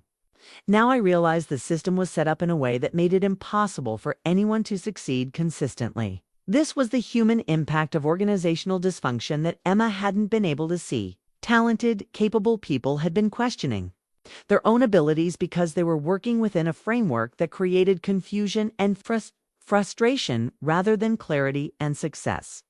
The following Monday, Emma returned to the office. I was in a meeting with David when she knocked on the conference room door, looking nervous but determined. "Could I speak with you both?" she asked. "I've been doing a lot of thinking, and I have some things I need to say." Emma sat down across from us, and I could see that she had indeed been thinking deeply about the situation. Her usual confidence was tempered with something that looked like humility. "I owe you both an apology," she began. "I reacted emotionally last week instead of professionally, and I made assumptions that weren't fair to either of you." She looked directly at me. "I was angry because I felt like you were judging my work and my choices. But I realize now that you were doing your job as a consultant, and that job happened to involve helping the company I work for. You didn't seek out this situation. David asked for your help." Then she turned to David. "And I'm sorry for making a personal drama out of a business decision. You hired the consultant you thought could best help the company, and you had no way of knowing that would create family complications for me." "Emma," David said gently, "you don't need to apologize for having complex feelings about a complex situation." "Maybe not," Emma said, "but I do need to acknowledge that my resistance to the changes was based more on ideology than on evidence. I was so committed to defending our original culture that couldn't see how the new structure was actually supporting the values I care about." She pulled out a printed document, the success report from her project. "I've been reading about what my team accomplished while I was away, and I have to admit that it's impressive. They did work that I had been struggling to facilitate for months. Your foundation work made their success possible," I said. "The research you had done, the user interviews you had conducted, the initial designs you had created, all of that was essential. The new structure just gave them a framework for building on your contributions." Emma nodded slowly. "I think I understand that now. The structure didn't replace creativity, channeled it more effectively." She was quiet for a moment, then looked up with an expression I recognized from her childhood. It's the look she got when she was working through a difficult concept and beginning to see it clearly. "I've been thinking about what you said about leadership not being about control." She said to me, "I think I confused structure with oppression and clarity with micromanagement. I was so afraid of recreating bad workplace experiences that I Rejected tools that could actually help people succeed. That's a very mature insight, David said. And it's exactly why we value your perspective here. You help us remember what we're trying to avoid while we figure out what we need to embrace. Emma smiled, the first genuine smile I had seen from her in weeks. So what happens now? Do I come back to a completely different job? If you come back to the same job with better support, I said. Same projects, same colleagues, same creative challenges.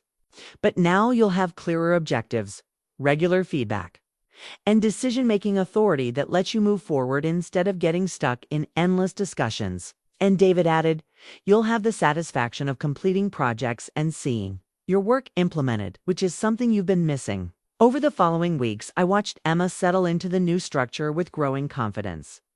She began using her decision-making authority effectively, balancing input from colleagues with the need to move projects forward. She stopped second-guessing herself constantly and started taking ownership of outcomes. Most importantly, she began experiencing the satisfaction that comes from seeing good work through to completion. The breakthrough came when Emma's redesigned user interface launched to widespread praise from customers and stakeholders. The project that had been stalled for months under the old system became a showcase for the company's innovative capabilities. Emma had led her team through a complex design process, made difficult decisions under pressure, and delivered a product that exceeded expectations. At the launch celebration, Emma pulled me aside for a private conversation. I need to tell you something, she said. I was wrong about your leadership methods being outdated. I was wrong about structure being oppressive. And I was wrong about thinking that modern workplaces had evolved beyond the need for the kind of clarity and accountability you represent. You weren't wrong about everything, I said. You were right that traditional command and control management can be oppressive. You were right that people deserve autonomy and respect. You were right that innovation requires psychological safety and creative freedom. But I was wrong about thinking those values were incompatible with structure. Yes, I agreed. And now you're learning how to create structure that enhances rather than restricts those values. That's a skill that will serve you well throughout your career. Emma looked around the celebration, watching her colleagues enjoy the success they had achieved together. I think I'm finally starting to understand what good leadership looks like, she said. It's not about choosing between freedom and structure. It's about creating structure that enables freedom. Now you're thinking like a leader, I said, feeling pride that had nothing to do with being her mother and everything to do with watching a talented professional grow into her potential. 3 weeks after the successful product launch, I found a handwritten letter slipped under my office door. Emma's careful cursive filled 2 pages, and as I read her words, realized how much growth had occurred, not just in her professional skills, but in her understanding of leadership itself. The letter began. I've been keeping a reflection journal since coming back to work, trying to understand what I've learned from this experience. I wanted to share some of those insights with you, partly as an apology for my initial reaction, but mostly because I think you'll understand what I'm discovering about myself and about leadership. The letter detailed Emma's evolving perspective on the changes at Innovate. She wrote about her initial fear that structure would stifle creativity, and how she had gradually come to understand that the right kind of structure actually enhanced creative work by providing clear boundaries and objectives.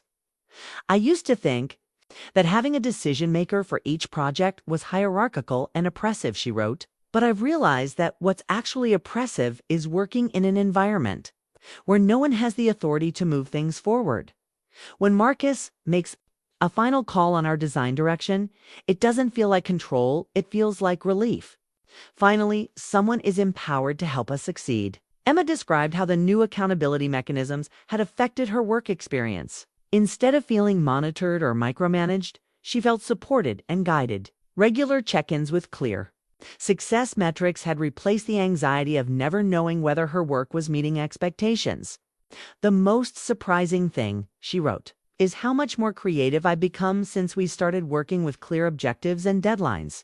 I used to think constraints would limit my innovation, but they've actually focused my creative energy on solving specific problems rather than endlessly exploring possibilities. The letter included Emma's observations about her colleagues' transformations as well.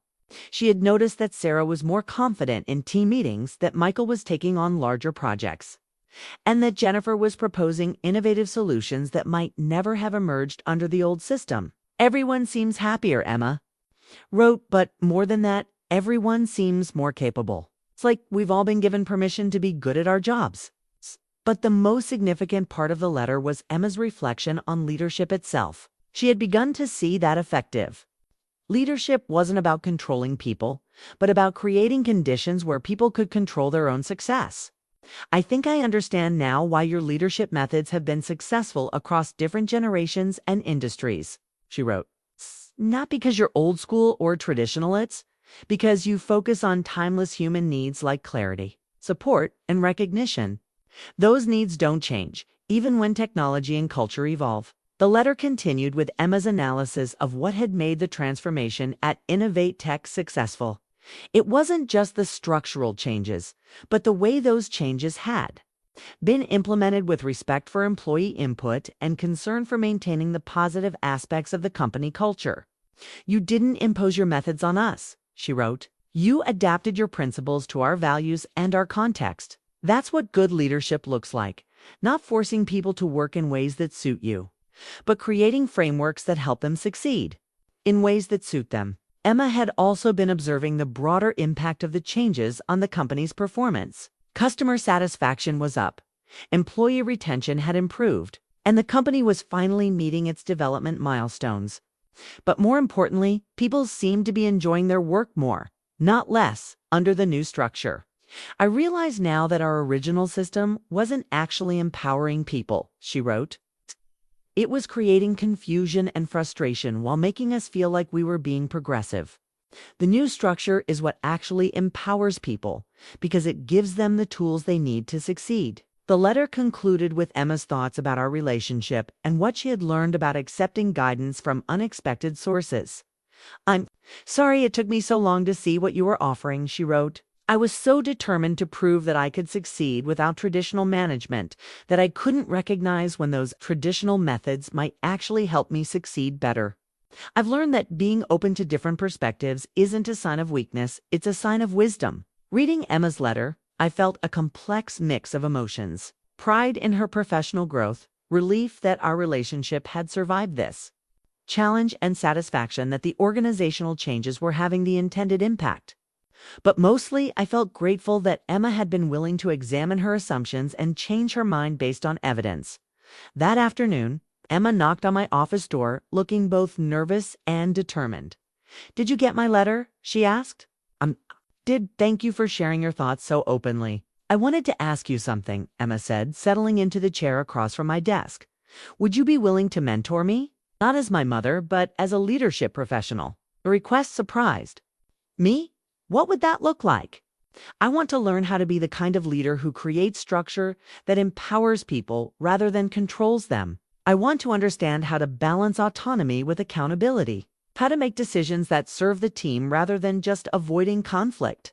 Emma pulled out a notebook, not a digital device, but an actual paper notebook similar to the one she had once mocked me for using. "I've started taking handwritten notes in meetings," she said with a slightly embarrassed smile. "I find that I listen better and think more clearly when I'm not multitasking on a screen. I'd be honored to mentor you," I said, "but I want to be clear about the boundaries. I can share my professional experience and insights, but you'll need to make your own decisions about how to apply them." "I understand. And I want you to know that I'm asking because I respect your expertise, not because you're my mother.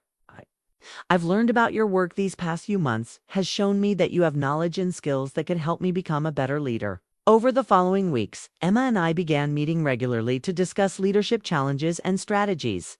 These conversations were different from our family interactions, more formal, more focused, and built around professional development goals rather than personal relationships. Emma proved to be an eager and thoughtful student.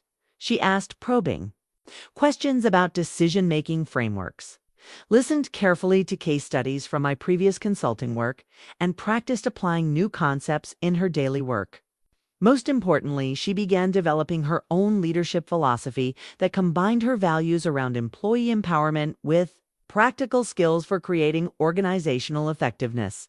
The transformation was remarkable to watch.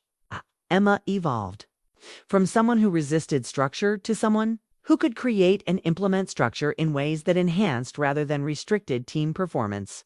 She learned to make difficult decisions with confidence, to provide clear direction without micromanaging, and to hold people accountable while maintaining supportive relationships. 6 months after our initial confrontation about my consulting role, Emma was promoted to lead UX designer with management responsibilities for a team of 4. Her first act as a manager was to implement a modified version of the decision-making protocols we had introduced during the organizational transformation. I want to create the kind of leadership that I wish I had experienced earlier in my career, she told me during one of our mentoring sessions. Clear enough to help people succeed, flexible enough to adapt to different situations, and respectful enough to honor what people bring to their work. Watching Emma develop into an effective leader while maintaining her values around employee empowerment was deeply satisfying.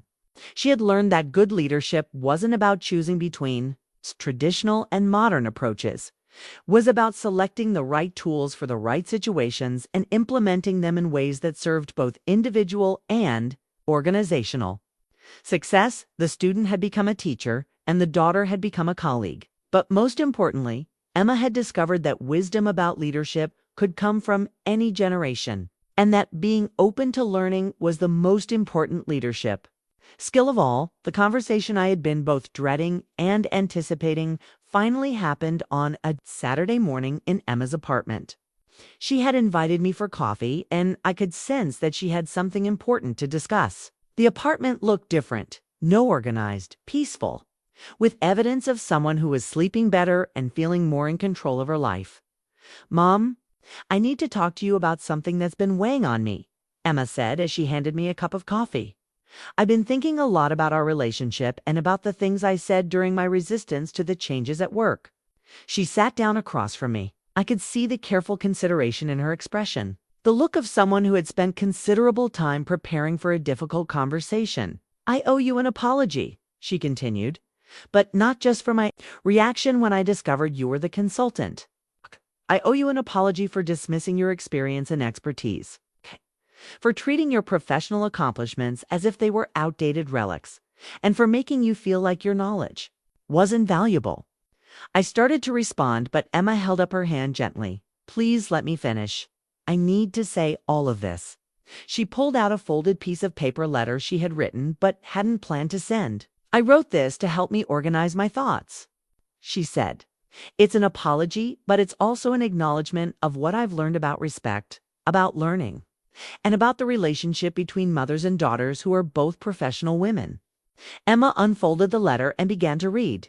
"Dear Mom, I realize now that when I dismissed your leadership methods as from another era, I wasn't just critiquing business practices, I was dismissing you as a person and a professional. I was so eager to establish my own identity and my own career path that I created a false opposition between your approach and mine."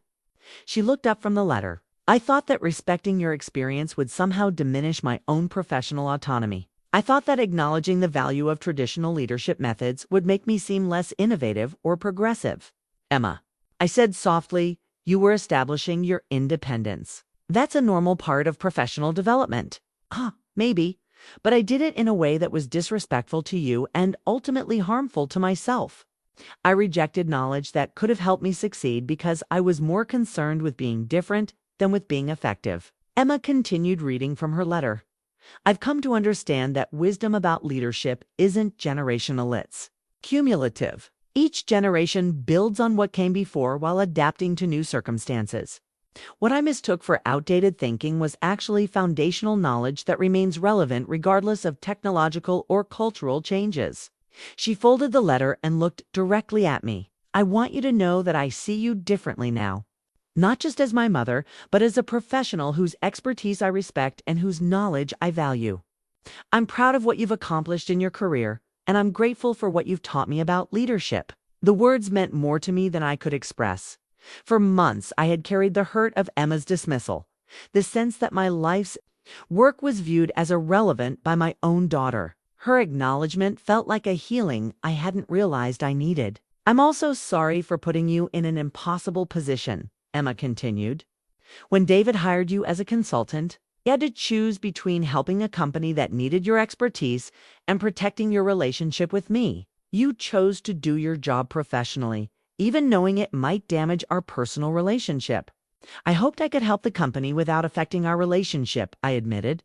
But I also knew that the work needed to be done regardless of the personal complications. That was the right choice, Emma said.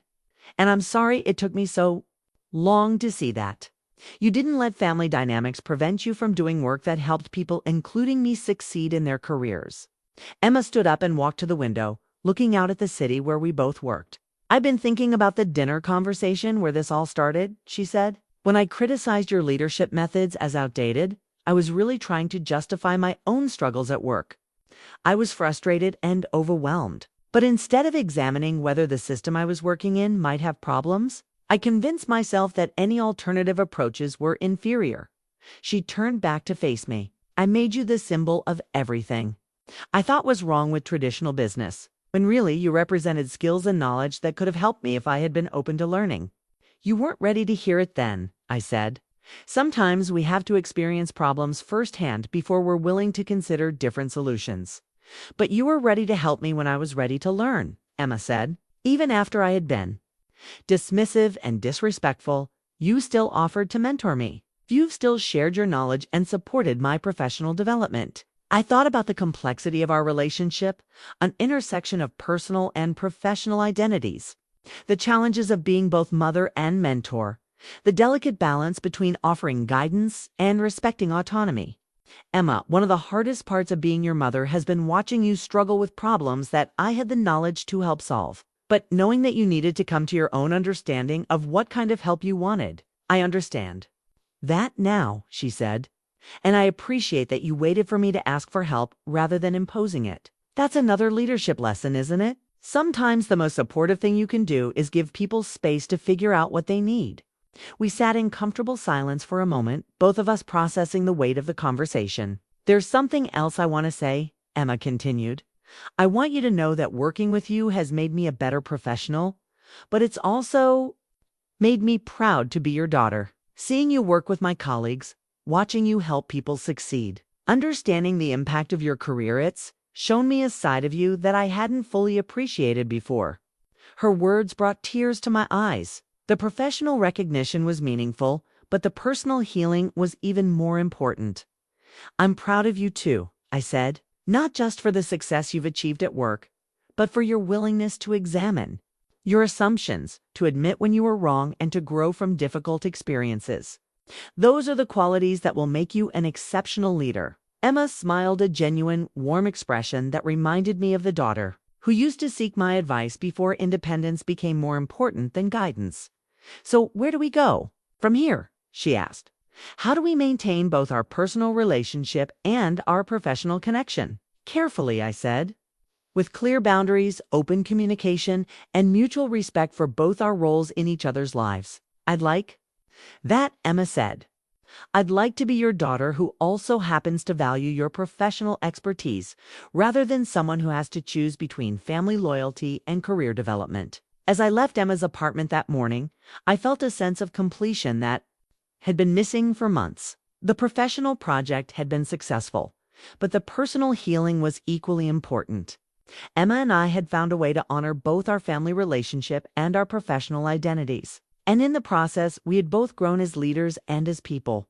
The confrontation that I had feared would damage our relationship had ultimately strengthened it, creating a foundation for mutual respect that encompassed both personal love and professional admiration.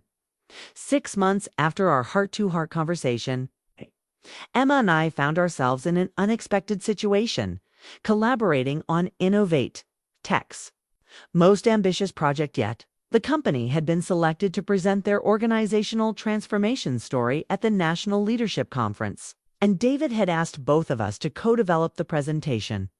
The invitation felt symbolic of how far we had all come. Emma was now recognized as a rising leader within the company. I had successfully completed the organizational transformation, and our relationship had evolved into something that honored both our personal and professional connections. We met in a conference room on a Tuesday morning to begin planning the presentation. And I was struck by how different our dynamic felt. Emma had prepared an agenda complete with objectives, timelines, and clearly defined role skills she had developed during our mentoring sessions. I brought my traditional planning materials, printed articles, handwritten notes, and a leather portfolio that no longer seemed anachronistic in her presence. "I've been thinking about how to structure this presentation," Emma said, spreading her materials across the table. "We want to tell a story that shows how traditional leadership, wisdom, and modern workplace values can be integrated successfully." I noticed that she had prepared joint presentation slides, a visual representation of our collaboration that would demonstrate the principles we were discussing. "The key message," I added, "is that effective leadership isn't about choosing between old and new approaches. It's about selecting the right tools for the right situations and implementing them in ways that serve both individual and organizational success." Emma nodded, then pulled out a document that surprised me. "I've been documenting the specific changes we made and their measurable impacts. I thought it would be powerful to show concrete results alongside the philosophical discussion." Data was impressive. Since implementing the new structure, Innovate Tech had increased project completion rates by 200%, reduced employee turnover by 60%, and improved customer satisfaction scores by 35%. But the qualitative results were equally significant. Employee surveys showed increased confidence, better work-life balance, and higher job satisfaction. "The most interesting finding," Emma said, "is that creativity and innovation metrics actually improved under the new structure. People are taking more creative risks because they understand the parameters they're working within." We spent the morning developing a presentation that told the story of organizational transformation through the lens of both generational perspective and evidence-based results. Emma would discuss the employee experience and the evolution of workplace culture. I would address the leadership principles and implementation strategies. But the most powerful part of the presentation would be our joint section, where we would demonstrate how different leadership approaches could complement, rather than compete with each other. "I want to include a section about learning across generations," Emma said, "about how younger employees can benefit from traditional leadership wisdom while older leaders can adapt their methods to modern workplace values. And I'd like to address the myth that structure and autonomy are incompatible," I added. "We can show how the right kind of structure actually enhances employee autonomy and creativity." As we worked together, I was struck by Emma's transformation as a professional. She had developed skills in strategic thinking, project management, and team leadership while maintaining her values around employee empowerment and innovation. More importantly, she had learned to see leadership as a set of learnable skills rather than innate traits or generational preferences. "Mom," Emma said during a break in our planning, "I want you to know that working with you on this project has been one of the highlights of my career so far."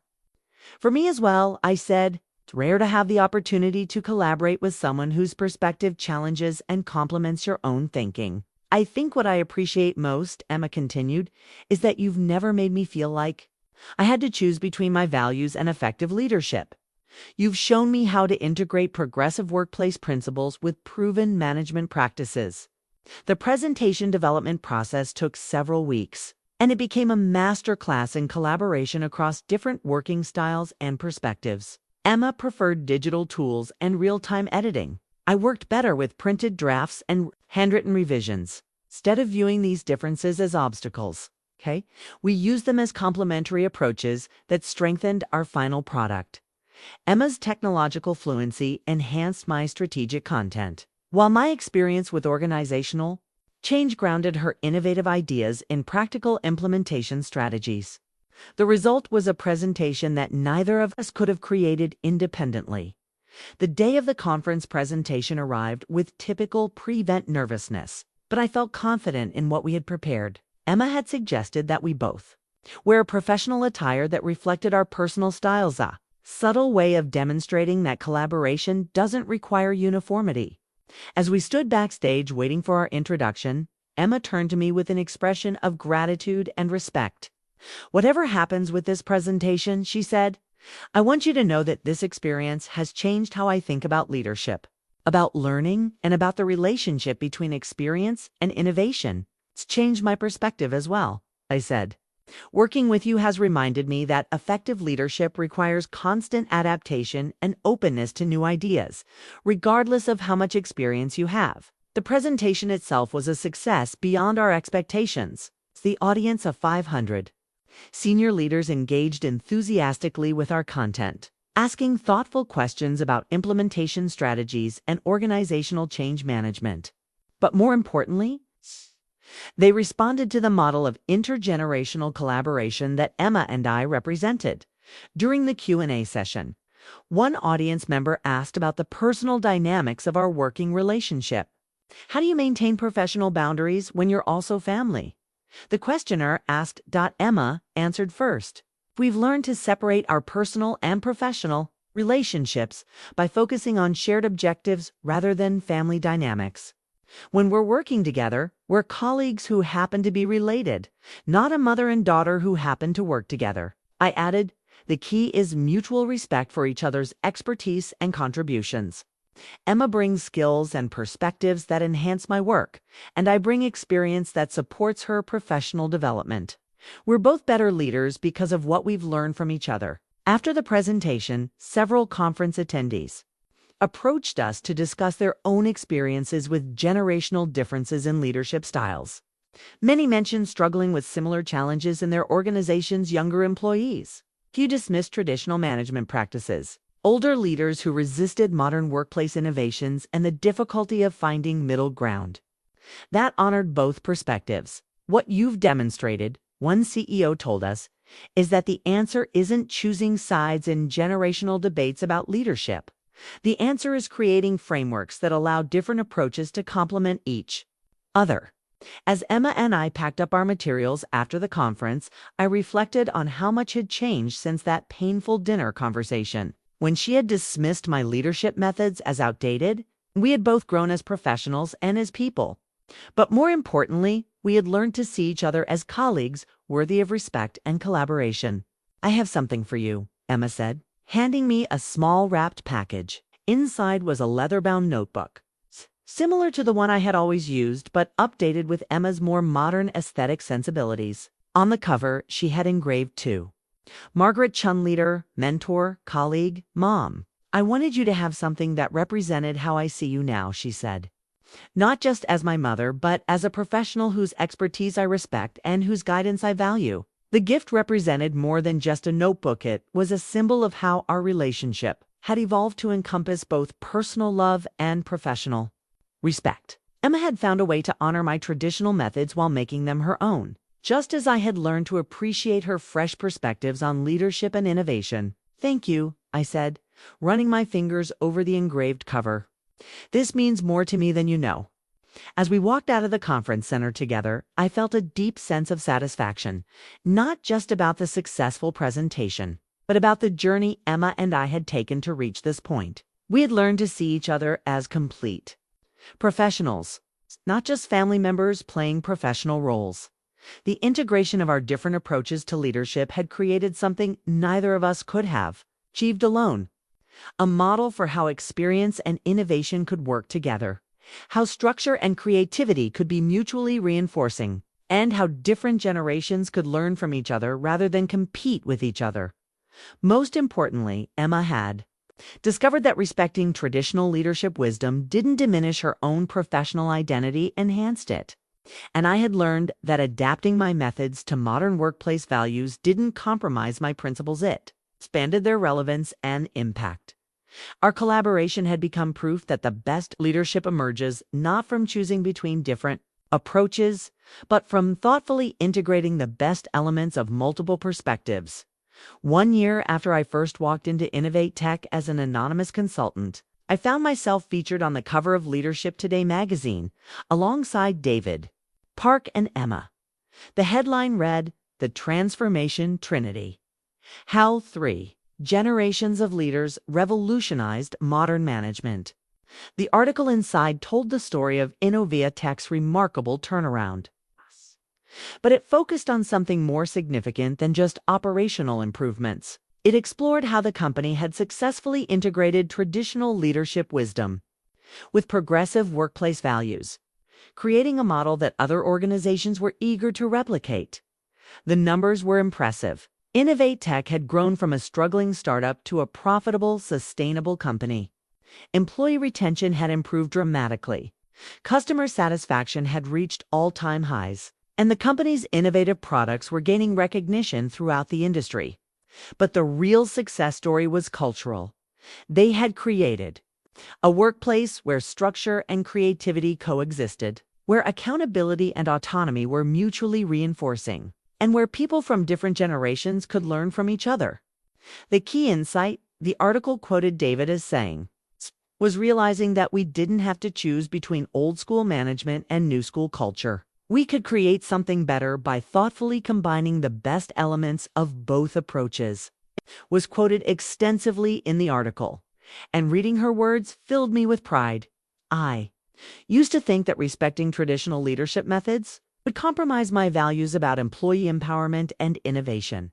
But I've learned that the right kind of structure actually enhances creativity and autonomy. When people understand their roles, have clear objectives, and know how their success will be measured, they're free to focus their energy on doing excellent work instead of managing confusion and uncertainty. The magazine had conducted interviews with several Innovate Tech employees, and their feedback validated everything we had worked to achieve. People reported feeling more confident, more productive, and more satisfied with their work. They appreciated having clear expectations and regular feedback, but they also valued the creative freedom and collaborative culture that remained central to the company's identity. But perhaps the most meaningful recognition came from an unexpected source. The article included a sidebar about Emma's promotion to Director of User Experience, making her one of the youngest department heads in the company's history. Her success wasn't just personal, it was proof that the leadership development programs we had implemented were working. Margaret Chen represents the future of leadership, the article concluded. She combines deep respect for proven management principles with innovative approaches to team development and organizational culture. She's exactly the kind of leader that modern companies need. Someone who can create structure that empowers rather than restricts, accountability that supports rather than oppresses, and clarity that enhances rather than limits creativity. Reading those words about my daughter, words that recognized her professional accomplishments independently of our family relationship, felt like the ultimate validation of everything we had worked to achieve. The magazine article led to speaking opportunities for all three of us. David was invited to discuss organizational transformation at business schools. Emma became a sought-after speaker on millennial leadership and generational collaboration. And I found myself busier than ever, consulting with companies that wanted to replicate Innovate Tech's success. But the most rewarding development was the evolution of my relationship with Emma. We had established a professional mentoring relationship that complemented rather than complicated our personal bond. She would call me for advice on leadership challenges, and I would seek her input on how to adapt my methods for younger teams. We had become true colleagues who happened to be family rather than family members trying to work together professionally. 6 months after the magazine article was published, Emma invited me to lunch to share some news. I've been offered a position as Chief Operating Officer at a startup in Silicon Valley. She said, her excitement evident despite her attempt to maintain professional composure. It's an incredible opportunity to implement everything I've learned about leadership and organizational development. My first reaction was Emma had developed into the kind of leader that cutting-edge companies were eager to recruit. My second reaction was concern about losing the professional relationship we had built. What will this mean for your career development? I asked. Will you have the support you need to succeed in such a senior role? Emma smiled. That's actually part of why I wanted to talk to you. The company has asked if I could recommend a consultant to help them establish organizational frameworks that support their growth. I told them I knew exactly the right person for the job. The opportunity she was offering was more than just another consulting assignment. It was a chance to work together as true professional partners, each bringing our own expertise to a shared challenge. Emma would provide operational leadership and cultural insight, while I would contribute strategic planning and organizational development experience. Are you sure you want to work with your mother again? I asked, half joking but also genuinely concerned about maintaining appropriate boundaries. "I want to work with Margaret Chen, leadership consultant," Emma said with a grin. "The fact that she's also my mother is just a bonus." As we discussed the details of the potential collaboration, I realized how much both of our perspectives had evolved. Emma was no longer the young professional who dismissed traditional management as outdated. She had become a leader who understood the value of proven principles while adapting them to modern contexts. And I was no longer someone who viewed generational differences as obstacles to overcome. I had learned to see diverse perspectives as essential ingredients for effective leadership.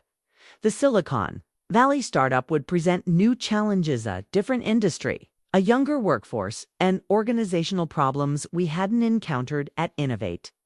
But I felt confident that the partnership Emma and I had developed would enhance our ability to address whatever challenges we might face. "There's one more thing," Emma said as we prepared to leave the restaurant. "I want you to know that taking this new position feels possible because of what I've learned from working with you. You didn't just help fix Innovate Tech's problems. You helped me develop the skills and confidence I need to succeed as a senior leader."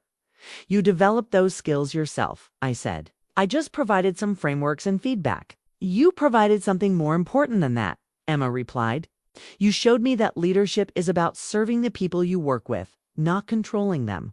You demonstrated that the best leaders create conditions where everyone can succeed, not systems that benefit only those in power. Those lessons will guide me regardless of what challenges I face." As I walked back to my office that afternoon, I reflected on the remarkable journey that had brought Emma and me to this point. What had started as a painful family conflict about generational differences in leadership had evolved into a professional partnership built on mutual respect and shared values. Emma was about to begin a new chapter of her career, equipped with both traditional leadership wisdom and innovative management approaches. She understood that effective leadership required both structure and flexibility, both accountability and empowerment, both proven principles and adaptive strategies. Most importantly, she had learned that the best leaders are always students, people who remain open to learning from any source, regardless of age, background, or methodology. That openness to continuous learning would serve her well as she faced the challenges of leading in an ever-changing business environment. The era that Emma had once dismissed as outdated hadn't ended, it had evolved. The fundamental principles of good leadership remained constant, but their application continued to adapt to new circumstances and contexts. Emma was now part of that evolution, carrying forward the best of traditional management wisdom while adding her own innovations and insights. As I settled into my office chair and opened the leather-bound notebook Emma had given me, I felt a deep sense of completion. The cycle of learning and teaching, of experience and innovation, of tradition and progress would continue. And somewhere in Silicon Valley, my daughter would be creating the next chapter of that ongoing story, building on everything we had learned together while writing her own unique contribution to the future of leadership. The new era wasn't about replacing old approaches with new ones. It was about thoughtfully integrating the best of both to create something even better. And Emma, with her combination of traditional wisdom and modern insight, was perfectly positioned to lead that integration.